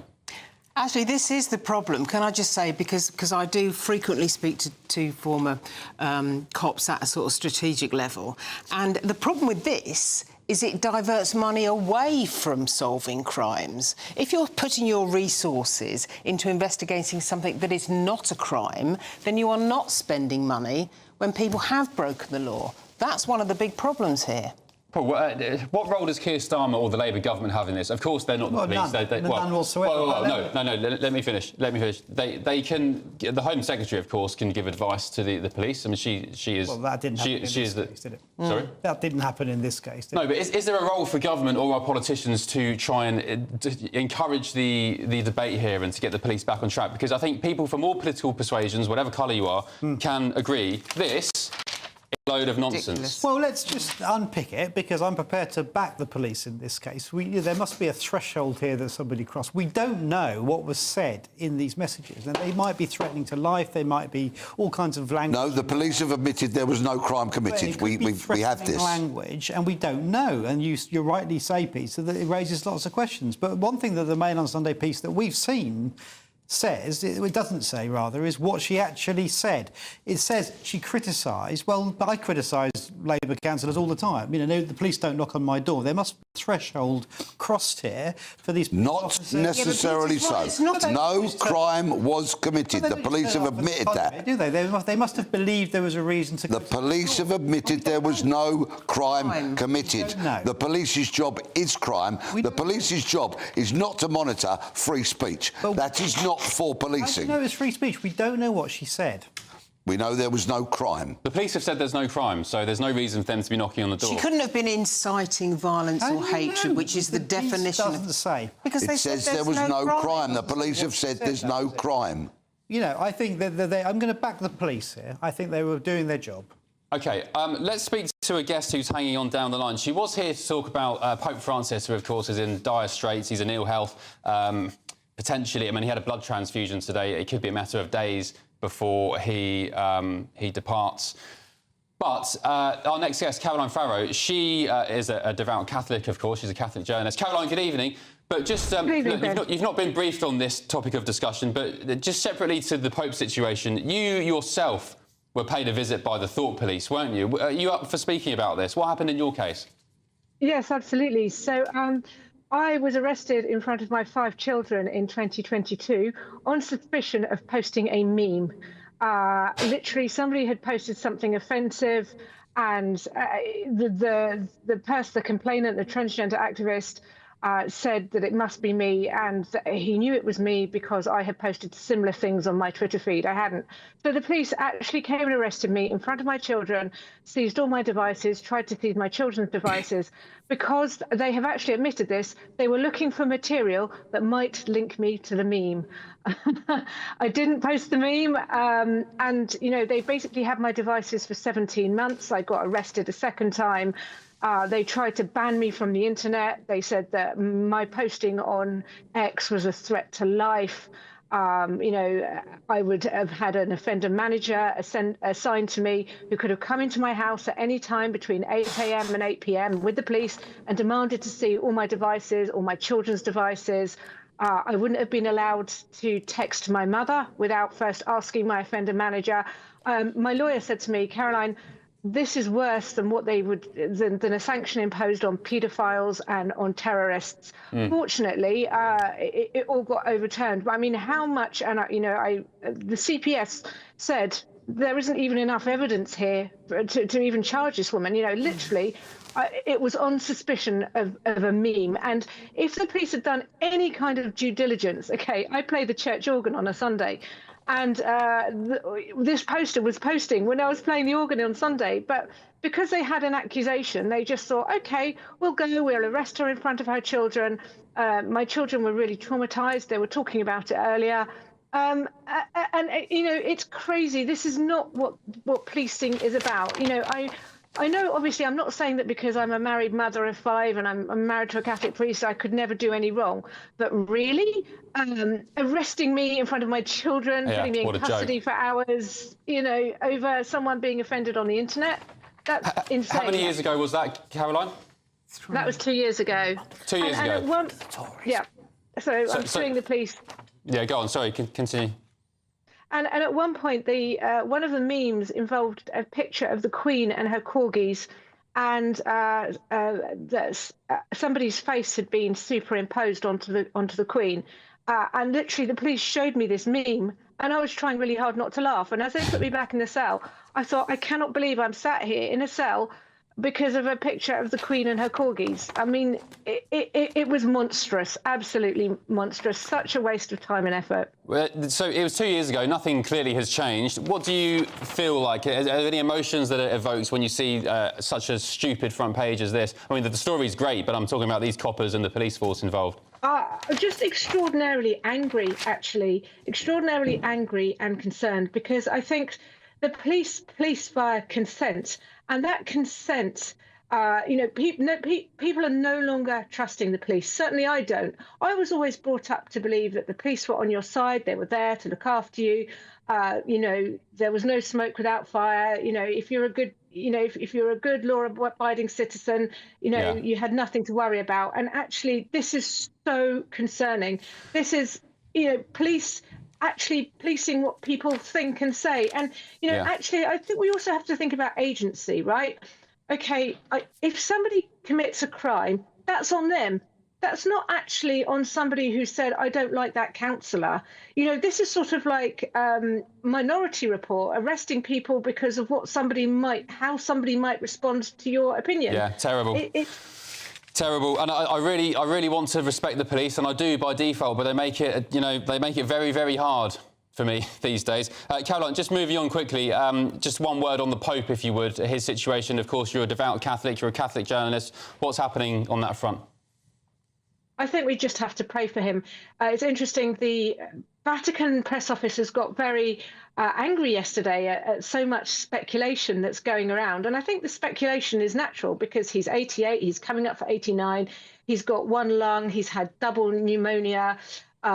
We've all had elderly relatives in that situation, and there's been mixed messages coming out of the Vatican in terms of 1 minute he seems to be laughing and in good spirits, and they're saying he's not out of danger. Now, of course, we know this if we've had elderly relatives or friends ourselves. People very often do rally, even when they're in the last stages of life. But I think it's very interesting that tonight they have come out with a very sort of strong press release, which should make Catholics pause for thought, should make us pray, to say, he's worsened. He's had to have blood transfusions. Yeah. He's on high flow oxygen. I think we just have to pray that at this point that God's will be done, and that he's made comfortable by his doctors, and that he's not suffering and in any pain. And of course, we want the Pope to recover, but I think we also have to be realistic that may not happen at this point, as of course the Vatican are being realistic themselves. Yeah, indeed. I mean, he's 88 years old. He was, of course, the first Pope from South America, amongst other accolades. Live pictures now of the Vatican, as you can see, in Rome. He's in a critical condition. He's had a blood transfusion, as you said, so prayers with the Pope and his family. But, yeah, potentially it could be a matter of days or weeks. We'll see. Caroline, thank you for your company tonight. We hit two birds in one stone. It was very convenient that you were on for the Pope, and it happened to coincide with the Great Mail on Sunday front page on free speech as well. Thank you, Caroline Farrow. Quick comment from Surrey Police on Caroline's case. They said, we requested Caroline Farrow attend a voluntary interview to understand her intent in relation to the tweets that she was talking about. Details of this invitation were publicly shared, and there's been criticism of our decision to investigate. We've been in contact with both parties as we have a duty of care towards both, and there was concern for the welfare as a result of the publicity, and that was 2 years ago, of course. There we go. More front pages to get stuck into in just a bit. There are some great stories as well to tell you about, but before we do that, time of the Great British Giveaway. If you want to be one of the two new winners, each with a new iPhone, shopping vouchers and 10 grand in tax-free cash, here's all the details you need. Don't miss your chance to be one of two big winners in our latest Great British Giveaway, as we have two prize bundles that have to be won. There's 2 lots of a totally tax-free £10,000 in cash. You'll also receive a brand new iPhone 16, along with £500 in shopping vouchers to spend at your favourite store. Hurry, lines close on the 7th of March. For another chance to win, text cash to 63232. One entry costs £2 plus one standard network rate message, or text bonus bonus to 63232. 5 entries cost £5 plus 1 standard network rate message. Go to gbnews.com/win. Entries start from just £2. Call 0903 681 3232. Calls cost £2 plus your network access charge, or post your name and number to GB11 PO Box 8690 Derby DE1 9TT. UK only. Entrance must be 18 or over. Lines close at 6 p.m. on the 7th of March. Please check the closing time if listening or watching on demand. Good luck to you. Coming up, more front pages, including a absolutely mind-boggling story. Apparently, our fire service all up and down Britain is too white and too male. Do you care if they're going to drag you out of bed? Do you care what colour they are? Of course you don't. Absolute madness. That's according to the National Fire Chiefs Council, by the way. Plus, up next, a golf course has been vandalised.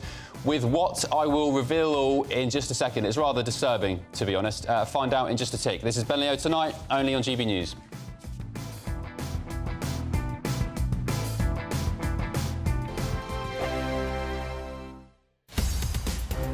In the GB newsroom, we bring you the news as it happens. With our team of dedicated journalists across the UK, we're ready to keep you up to date with what's happening every half an hour, every single day. Bulletins here on GB News, the People's Channel, Britain's news channel. We're proud to be GB News, the People's Channel, and as you know, we always love to hear your views. Now, there's a new way of getting in touch with us at gbnews.com/yoursay. By commenting, you can be part of a live conversation and join our GB News community. You can even talk to me, Bev Turner, or any of the members of the GB News family. This is GB News, Britain's news channel. One former Royal Marine has just set up a state-of-the-art new fitness brand which combines fitness, dating, clubbing. It's all in a very unique experience. Yes, Will McLaren and co-founder Toby Spooner have managed to fuse well-being, dating and what they call community building in their new full-day event, Metrics, which also includes high-intensity workouts. Will and Toby are joining us now in the studio. Good morning, guys. Good morning, gents. Thank you for joining us. I'm very interested in this because all I seem to see at the minute is high rocks. But from what I've read about Metrics, this seems like the new upgraded version.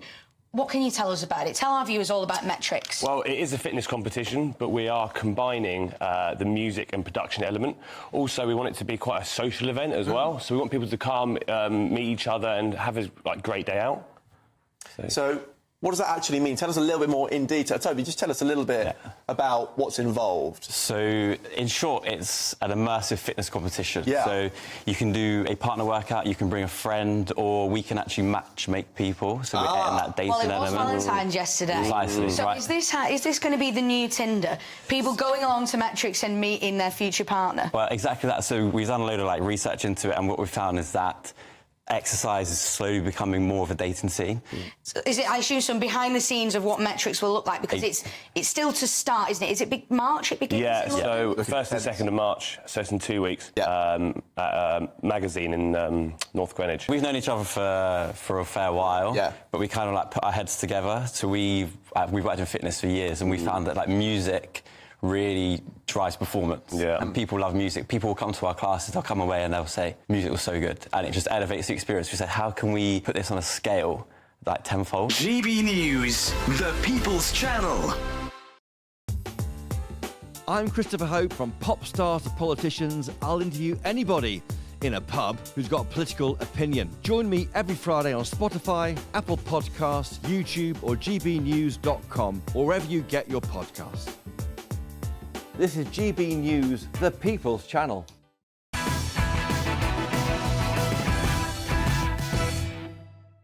Welcome back. What a night so far. So much going on. And this next story is pretty shocking as well. An act of vandalism has hit the Thames Ditton and Esher Golf Club in Surrey. Thugs, look at this, carved a Nazi symbol, a swastika, onto the course and tore up the fairway with motorbikes, leaving the local community in, quite frankly, utter disbelief. The club is one of the oldest in Britain and has been left devastated by the mindless hate crime. And it's not just here. Nearby clubs like Wimbledon Golf Club in South London have also fallen victim to similar attacks as well. General Manager Mark Rodbard is urging locals to stay alert and come forward with any information on the swastika, and the club's even offering rewards for tips that could help catch those responsible. Mark is down the line now. Mark, good evening. Thank you for joining me. Sorry it's under these circumstances. Any idea who is carving swastikas into your fairway? Unfortunately, we have no idea, Ben. This has been going on for us for about 10 months or so now, but it's got a lot worse over the winter time. And obviously, the fact that it's winter, the marks are deeper because the ground is wetter. The grass doesn't repair as quicker, so the marks stay for longer. And this has obviously culminated with last weekend in the symbol that you've mentioned being carved into one of the greens. Well, let's take another look at that. So it's a Nazi swastika, of course. On the previous occasions, Mark, that you've been attacked in this way, have they been swastikas or other symbols, or just mindless, just raking up the turf? Generally speaking, it's just been mindless. There have been symbols onto the greens, pictures onto the greens, but nothing that we have discerned as a symbol that we would see. There have been patterns put onto the greens, but nothing as shocking as the Nazi symbol. And are you, why a Nazi swastika? Are you Jewish? Is anyone at the club Jewish? You've got a Jewish contingent. What's the link? Not that we're aware of. We can't see any reason for the Nazi swastika to go onto the greens. The golf course is on common land, so it is used by dog walkers. It is used by commoners to common land users to go and walk. So there's plenty of people around other than just golfers using the common. There seems to be no reason at all for that symbol to be put into the greens. And what have the police said? I know the police are very busy knocking on people's doors on thought crimes and Facebook posts, but what have they said when you complained about this? But this is the seventh time we've complained. We've put in a report since November. There isn't a huge amount they can do. They can't really go and chase. They are quite difficult to catch. They look like little dirt bike things. We have got a couple of videos when they've gone past the clubhouse. We have got a couple of pictures that people have taken, but they've always got helmets on. They've always got balaclavas on. The bikes are undistinguishable. They're black bikes, and they just struggle. They can get to places where other people can't chase them.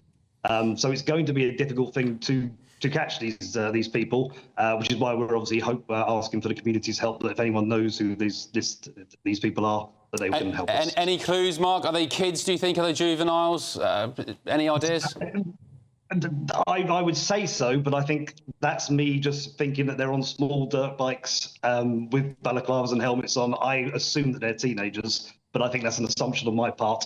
But I would guess so. Okay. Yes, I'll get it. All right. Well, if anyone knows anything, anyone in Esher and Surrey, the surrounding areas, or indeed all across Britain, if any of you know who these mindless losers are, the thugs carving swastikas into the golf course there, and indeed in neighbouring courses across South London, Wimbledon, and so on, please get in touch with someone.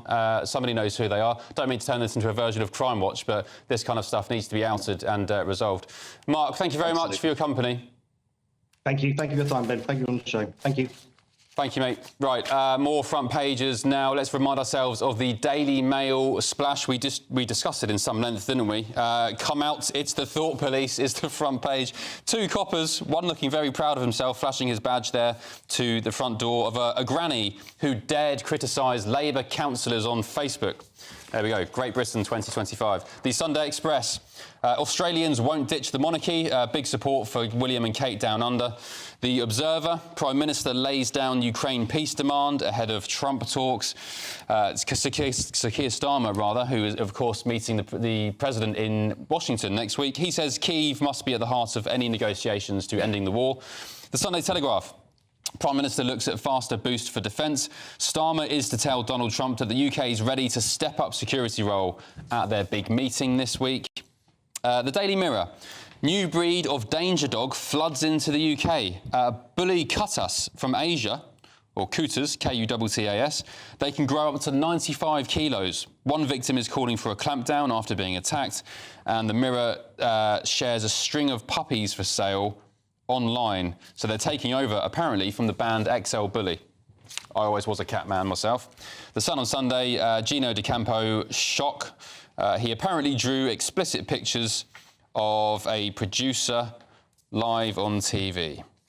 And the Sunday Times, insecure peace risks more war. The Defence Secretary's warning to Donald Trump. And Lord Mandelson wants a 2030 defence pledge. He's, of course, the US ambassador now from Britain. John Healey, the Defence Minister, or Defence Secretary rather, he's written for the Sunday Times suggesting a US-brokered peace that marginalised Kyiv would only lead to a temporary end to the conflict. There we go. Should we look at the Telegraph story panel? Linda Jubilee, Paul Richards, Peter Blexley, welcome back.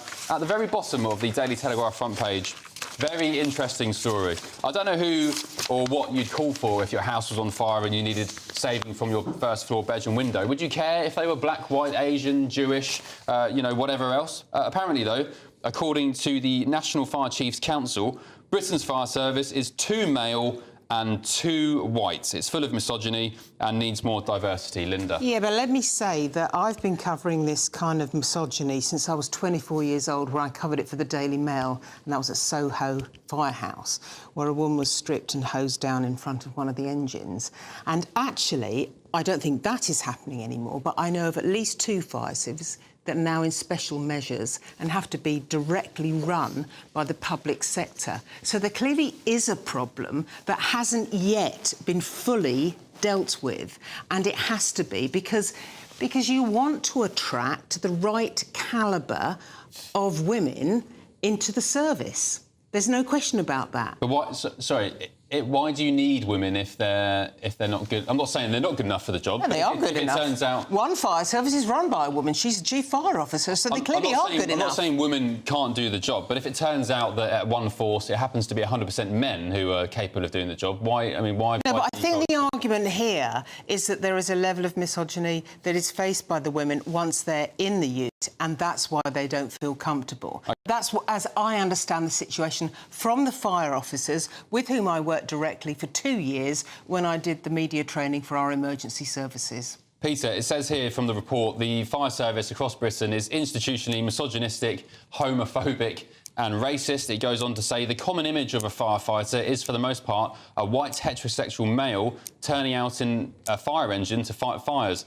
The diversity of the service needs to be much more reflective of communities. Does it? There's a huge irony to this story because, of course, it's the National Fire Chiefs Council that have published this report. So to all those fire chiefs, what have you done about this on your way up that greasy pole to sit at the top of the fire service? What did you do? Did you look the other way? Did you keep your mouth shut? What did you do? Because this has happened on your watch. It's astonishing. Paul Embry, the former chief executive of the Fire Brigades Union, said fire chiefs should focus on putting out fires than getting involved in this claptrap. Well, they should be focused on putting out fires, but I mean, Peter's point is well made, and it's a bit like the situation we had in the police maybe 30 years ago, and that's much better now, and we've had terrible situations in the army being revealed this week as well. So these things do go on. I have to say, I think public service should look like the public that they serve. You know, it shouldn't just be a narrow band of people. It should be reflective of the community, and that's nothing wrong with that. And also, I think... But why? Sorry, Linda, why? Why should it reflect the community? Well, because I think then people... Then to pick up Linda's point, it means the really talented people that want to be fire officers can come forward regardless of who they are, as long as they're good enough to do the job. I think there's a bigger problem here, and I think many people are ducking the issue. Clearly, being a firefighter is not attractive to many people from ethnic minorities, which is why the number of people in the fire service is so low. The police is not attractive to people from ethnic minorities because some of these minorities see policing, fire service as establishment, and they're not supportive of establishment. They're not supportive of those jobs which should be filled by people proud to serve the British public, proud to wear the uniform, proud to do the greater good. Peter, Paul, sorry, I'm just confused about your claim that we need to be reflective of communities. If you were going in for surgery and you're an anaesthetist, your surgeon and your doctors and your nurses, whoever else is there, you know, if they're all straight and white, are you going to be kicking off about the fact that... the same, and I think... Well, what's different about it? Well, because that's an emergency situation. Well, so is firefighting. And I think firefighting is something where you... Firefighting is an emergency, no? We want people to serve as fire officers, right, who are the best people. And if people are being put off because they think they're going to get bullied or called names or because they're women they'll be abused and they don't come forward because there's a little clique running those services, that's bad for all of us. That's the argument. Well, I think the thing is as well, I hear exactly what you say, Ben, but say you had a daughter and she had a burning desire. Sorry, no pun intended. No pun intended. See what you did. to be a firefighter. You'd want her, provided she was physically strong enough and was focused, you'd want her to have a good chance and not exist in that environment. Now, a couple of the guys I know, I would trust them with my life. They are truly, truly decent people, but there clearly are systemic problems within our fire service that we should address. Talking of the emergency services, Peter, are there problems still with the Met, do you think, with misogyny, homophobia, racism? As Baroness Casey's report showed not so long ago, it was only a couple of years ago that was published. Yes, of course, there are problems, and there will always be problems within policing and other 999 services. You know why? Because they're full of people, and people aren't perfect. That said, the Met has taken great strides in recent decades to improve, but it still keeps coming up short, time after time after time. And until it has a leader who is truly inspiring, who will say to that organisation, both officers and staff, come to work and please do one thing, the right thing. Yeah. And until they can get that cemented into the mentality of people, we're going to get stories like this. Careful, Peter, you're talking common sense there. Well, that's allowed in modern-day Britain. Right, thank you, panel. Coming up in just a tick, more front pages, including this one from the... I think they were close to holding a referendum on the monarchy some years ago. The government ditched it ahead of the King's tour. This is all off the top of my head. I think it's accurate. They ditched it in January last year. Anyway, apparently Australians won't ditch the monarchy now. They love William and Catherine, and yeah, we'll discuss that next. And also, I think we should also, panel, don't you agree, remind ourselves of Donald Trump's big speech at CPAC from earlier tonight, where he heaped praise on Nigel Farage and Reform UK. Interestingly, ahead of Keir Starmer's big visit next week. Was there anything in that? This has been There Tonight, only on GB News. Ready to soak up that holiday sunshine? Won't we need some cover? No worries, all sorted. All Clear Travel Insurance sponsors GB News Travel Destinations Forecast. Eastern parts of the Mediterranean experiencing below average temperatures and also some heavy showers at times. These are set to affect Athens and also Santorini, but as we move our way westwards across the Mediterranean, largely mild, largely settled. There are a few showers affecting Nice and parts of the Balearic Islands, but elsewhere across Spain, Portugal, Madeira and also Tenerife, largely settled, and it remains that way as we head into the new week. Sunny spells and the best of the temperatures, and a gradual improvement in temperatures across Santorini. All Clear Travel Insurance sponsors GB News Travel Destinations Forecast.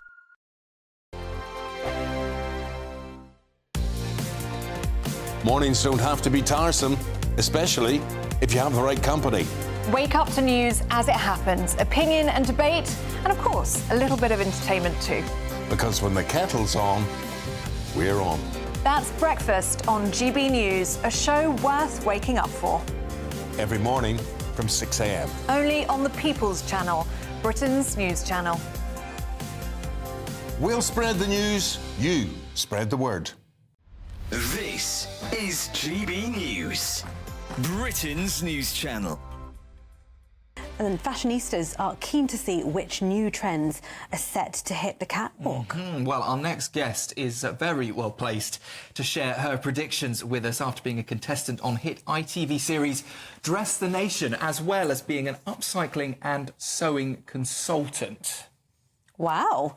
Joining us now is Tendai Murewe. I want to go back to you appearing on the ITV Dress the Nation. Right. Tell us about that experience. What was that like? Oh, that was one of my highlights as an upcycling consultant. I learned to sew in my kitchen 5 years ago. And then, during COVID, just making masks. Then the next thing I was on a Dress the Nation, making dresses in front of TV. Yeah, it was just incredible. I think we all had all these clothes that we have, but we don't know what to do with them. So mainly I started with men's jackets, taking off the sleeves and putting it like a print on. I've tried this. I've tried taking off my sleeves before. I now have about 3 jackets with no sleeves. I never managed to put them back on. You need to come to a workshop. You need to come to a I need workshop. an upcycling consultant. 2025. what can we expect fashion-wise? I think bold prints are back. People are loving. I think you walk on the streets in frollals and oversized men's jackets. So the exact opposite. We have drastically underperformed this morning. You're just saying not like us. We just woke up this morning and thought it's winter, it's cold, it's grey. Grey, miserable. Is that not the way to go? No, it is. It's still, I think because fashion is expressive. It's whatever you want to express yourself. You know? GB News, the People's Channel. Good Afternoon Britain isn't just about us. The wonderful thing about this programme is it's about everyone watching. It's an interactive programme. Well, there absolutely is something to see here, and we're going to be talking about it more. Whether it's breaking royal news, Will, please bring us up to date. or indeed a particularly punchy speech in the House of Commons, Very, very curious. we bring it to you live, and then we bring you live reaction as well. That's Good Afternoon Britain, weekdays from midday. Only on GB News, the People's Channel, Britain's news channel.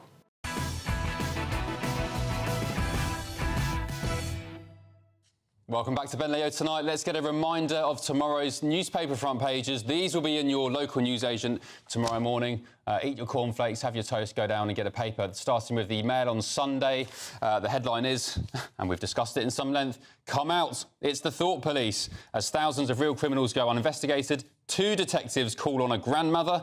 Her crime was going on Facebook to criticise Labour councillors at the centre of the Hope You Die WhatsApp scandal. And there we are, 2 coppers, one showing its badge. Oh dear. Right, the Sunday Express, Australians won't ditch the monarchy. Big support for William and Catherine down under. The Observer, the Prime Minister lays down Ukraine peace demand ahead of Donald Trump talks. Starmer, of course, will be in Washington next week. And a picture of Pamela Anderson, formerly of Baywatch fame, amongst other things. She says, I feel this is the catalyst for the rest of my life. She's released a new passion, apparently, which Linda is particularly interested to talk about. So we'll move on to that in a second. The Sunday Telegraph, Prime Minister looks at faster boost for defence.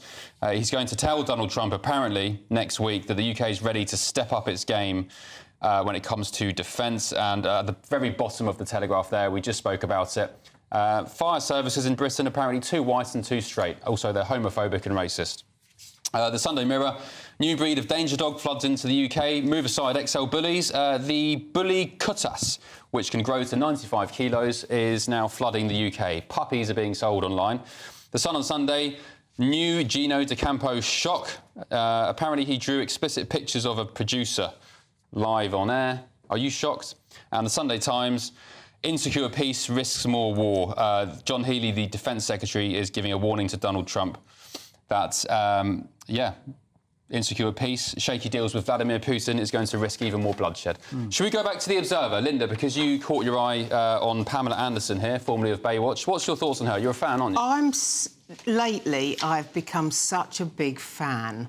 I think she did an amazing job when she took over the lead role in Chicago on Broadway. No one expected her to even do a half-decent job on that. She won rave reviews in the New York Times, which has a very demanding critic. She surprisingly did not get a BAFTA nomination for The Last Showgirl, which I think she should have got. She did go to the BAFTAs, and then she won enormous praise for actually turning up. She's a woman over 50 with almost no makeup on. And that's in comparison to a woman who actually made her start, you know, as a playmate, going to Hugh Hefner's mansion, plastered in makeup with breast implants. I mean, I think she deserves a medal. Doesn't she look great? She looks fantastic. Beautiful. You know, I don't want to sit here and talk about women's looks, but she looks amazing. She doesn't wear makeup, really. If anything, just a little splash. And it's just the natural beauty. She lives a wholesome... I've read loads about her. She lives a wholesome life. She's really happily married now. She's into health and well-being. She keeps fit. She's a solid member of her community. And I think that's an extraordinary turnaround from her early days. Peter, any comments on Pamela Anderson? I like to see people of a certain age keeping in work. Well done, I say. Hear, hear. Right, shall we remind ourselves of the big speech Donald Trump gave at the CPAC conference earlier tonight? He talked for quite a bit, didn't he, panel? He talked about Ukraine, he talked about Israel. He also talked about a one Nigel Farage. So this is crucial, this next clip, because Sir Keir Starmer, as I keep saying, is going to Washington next week. He's going to sit down at Starmer's request with Donald Trump. But Trump launched his speech pretty much at the start of the talk by paying tribute to Mr Farage. The leader of the UK Reform Party, who, by the way, did really well in that last election. I've been his friend for a long time, and I wasn't sure, am I supposed to be his friend or not? But it never mattered to me if he did well or not. I always liked him, but it's easier to like him when he got the kind of votes he got. He really took it by storm, and they say he's going to do even better this time. Nigel Farage. Where is Nigel?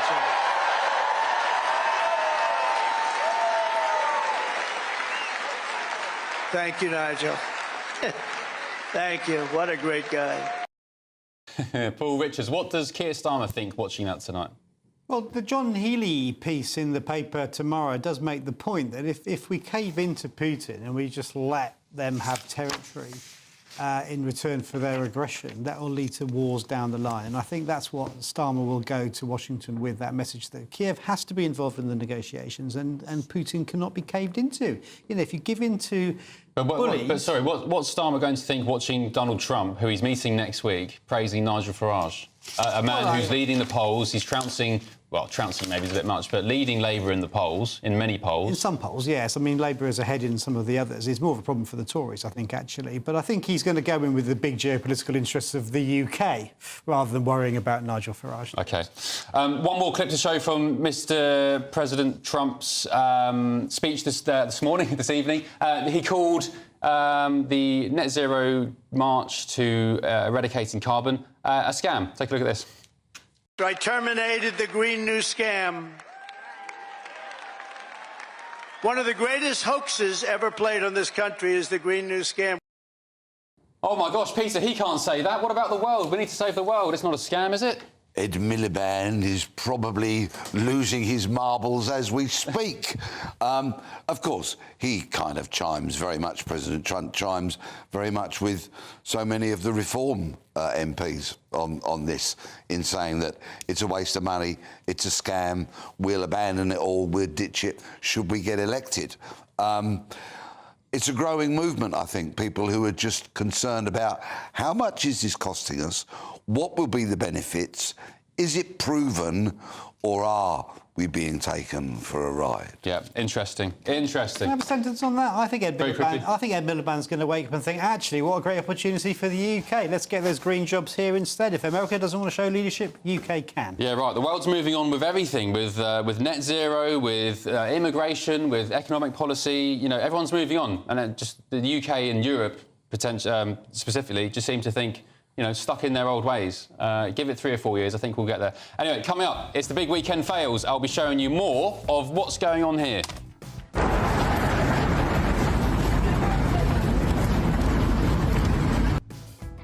And I'm sorry, that was absolutely sick. It was disgusting what happened in London tonight. I'll show you the full clip in just a tick.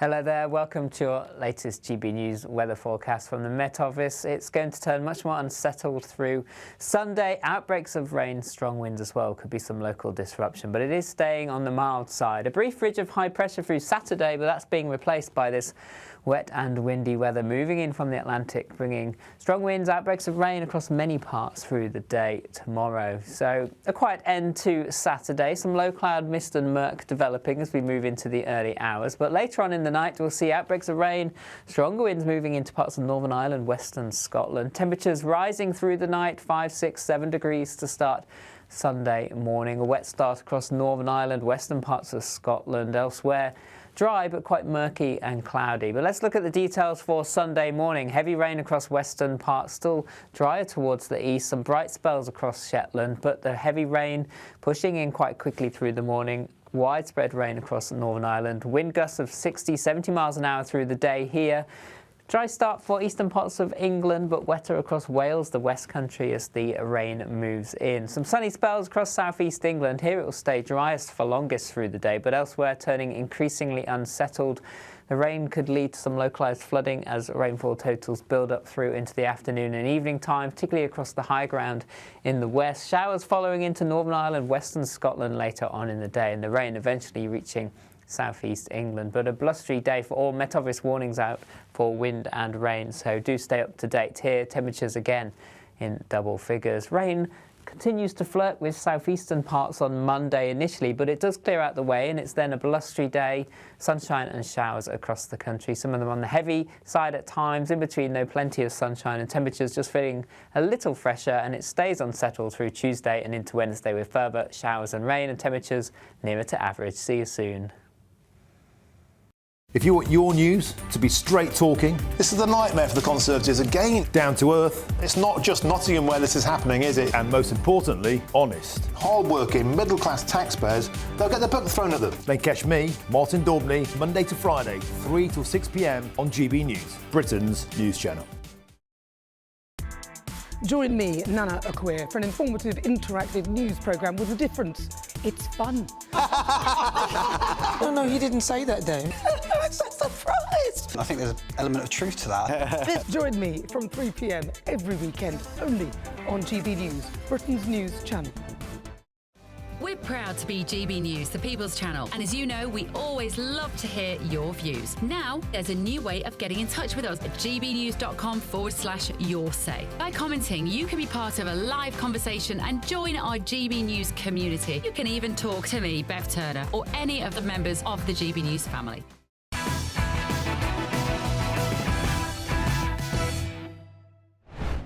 Welcome back. Big breaking news in the last minute or so. We heard Donald Trump earlier this evening praising Nigel Farage at the CPAC conference almost by coincidence.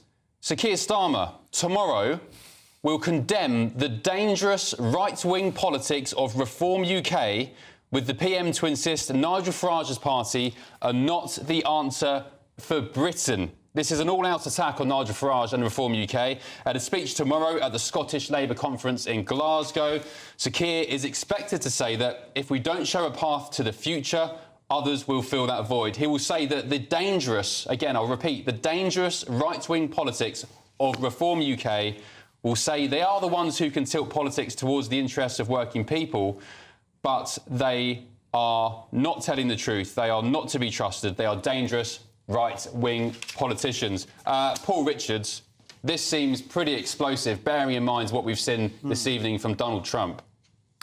Well, it's a speech that's giving us a good clue as to Labour's strategy on how to deal with reform, which, you know, we've endlessly discussed is a threat to both Labour and the Conservative Party. But what he's suggesting is that, you know, this whole shtick of being patriotic and on the side of the working class on reform side is just simply not true. They voted against all kinds of things that will benefit people, and they pose a threat to the National Health Service. But more than that, geopolitically, are they in the pockets of Putin? And that's going to be one of the questions that will play out over the next Come on, Paul. What have they done to make you think they're in the pockets of Vladimir Putin? Well, it took a while, didn't it, for Nigel to condemn he was on a plane. The comments. Well, not for 4 days he wasn't. And he's also appeared on Russia Today and taken money from them. So I just think, you know, is he part of a kind of axis of Trump? I think he appeared on RT about 4 times. And took the money. And so there is a question mark, I think, over his patriotism in that regard. Okay. Can I just say one thing about this speech, Paul? And you do media training and media advice as well as I do. Forget, you know. Exactly, and so do I. But the one thing I wouldn't do is repeat a negative. Look at the language here. He's not to be trusted. It's not to be this. It's not to be that. A really good speech talks about what you do, not what you don't do. Well, he does make the point in the speech, though, that unless Labour does put forward a positive vision, then others will fill the void. Well, he needs to not talk about it. He needs to do it. Let me get the thoughts of Peter Blexley. You were just laughing your head off then at Paul's comments that Nigel Farage isn't patriotic. Are Labour rattled, Peter? Oh, Starmer's clearly terrified of Nigel Farage and the Reform Party, and I find that hugely entertaining. My one piece of advice to Keir Starmer travelling to Washington next week to meet Donald Trump would be wear a name badge. To Keir Starmer? Yeah. Why, because nobody will know who he is? Exactly. You know, Paul, on one hand, you've got people saying, well, Reform have only... You tonight saying... 5 seats. Exactly. They've only got 5 seats, you know, they've done this and that. They're not to be taken notice of. The truth is, they're leading polls everywhere. They're getting shout-outs from the President of the United States. And now Sir Keir Starmer's felt it important enough to warn against their right-wing policies. And also, can I just say that Reform is second in 89 seats in this country. Yeah. So it wouldn't take very much for those voters. I'm not saying whether they should or they shouldn't, but they could easily tip over, Paul, couldn't they? They need to be taken seriously. I've never said shouldn't take them seriously, but I'm just challenging the idea that they're somehow a government in waiting with 5 seats, because they're not. All right, interesting. Let us know what you think. gbnews.com/your say. It's going to be a spicy meeting in Washington next week, isn't it, between Sir Keir Starmer, JD Vance and the President Donald Trump. Up next is Headliners, presented by President Leo Kearse. What's in store? We've got Nick Dixon and Lewis Schaefer on the show tonight, so it's going to be a funny one. We're covering the German election, the deal that's been struck between Trump and Zelensky, and also the BBC Children's Service, CBeebies, has been pushing trans sex workers in front of kids and saying that they're inspirational. It's absolutely bonkers. Also, another thing that'll make you sad, vegan kids are apparently arranging play dates at meat-eating friends' houses so they can get some meat. Come round my house, lads. I'll give you some pork scratchings. I'll beef you up. Thank you, Leo. Appreciate that. Looking forward to the show. Thank you for your company at home. It's been a great one. Linda, Paul, Peter, thank you as well. I'll be back tomorrow from 9 p.m. That's after your weather. Have a very good night and see you tomorrow.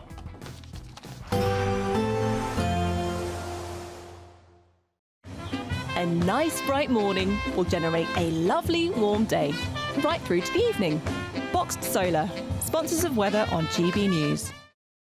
Hello there, welcome to your latest GB News weather forecast from the Met Office. It's going to turn much more unsettled through Sunday. Outbreaks of rain, strong winds as well. Could be some local disruption, but it is staying on the mild side. A brief ridge of high pressure through Saturday, but that's being replaced by this wet and windy weather moving in from the Atlantic, bringing strong winds, outbreaks of rain across many parts through the day tomorrow. So a quiet end to Saturday. Some low cloud mist and murk developing as we move into the early hours, but later on in the night we'll see outbreaks of rain, stronger winds moving into parts of Northern Ireland, western Scotland. Temperatures rising through the night, 5, 6, 7 degrees to start Sunday morning. A wet start across Northern Ireland, western parts of Scotland. Elsewhere, dry but quite murky and cloudy. But let's look at the details for Sunday morning. Heavy rain across western parts, still drier towards the east. Some bright spells across Shetland, but the heavy rain pushing in quite quickly through the morning. Widespread rain across Northern Ireland. Wind gusts of 60, 70 miles an hour through the day here.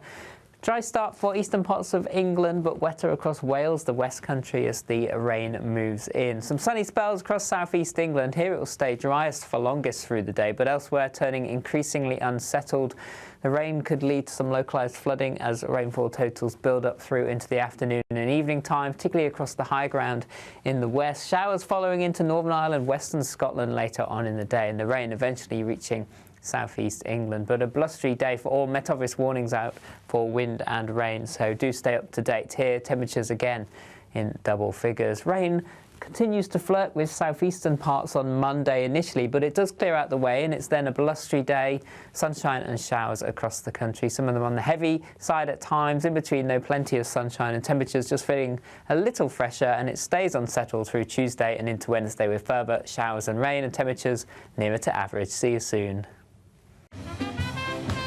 There will be a light breeze in the morning, leading to a warm front. Boxed heat pumps, sponsors of weather on GB News. Don't miss your chance to be one of 2 big winners in our latest Great British giveaway, as we have 2 prize bundles that have to be won. There's 2 lots of a totally tax-free £10,000 in cash. You'll also receive a brand new iPhone 16, along with £500 in shopping vouchers to spend at your favourite store. Hurry, lines close on the 7th of March. For another chance to win, text cash to 63232. One entry costs £2 plus 1 standard network rate message, or text bonus to 63232. 5 entries cost £5 plus 1 standard network rate message. Go to gbnews.com/win. Entries start from just £2. Call 0903 681 3232. Calls cost £2 plus your network access charge, or post your name and number to GB11 PO Box 8690 Derby DE1 9TT. UK only. Entrants must be 18 or over. Lines close at 6 p.m. on the 7th of March. Please check the closing time if listening or watching on demand. GB News Breakfast, every day from 6 a.m. Lauren, let's start with this, shall we? How children's TV may be harming, not helping young minds. Yeah, so this is an article in the Express today, a big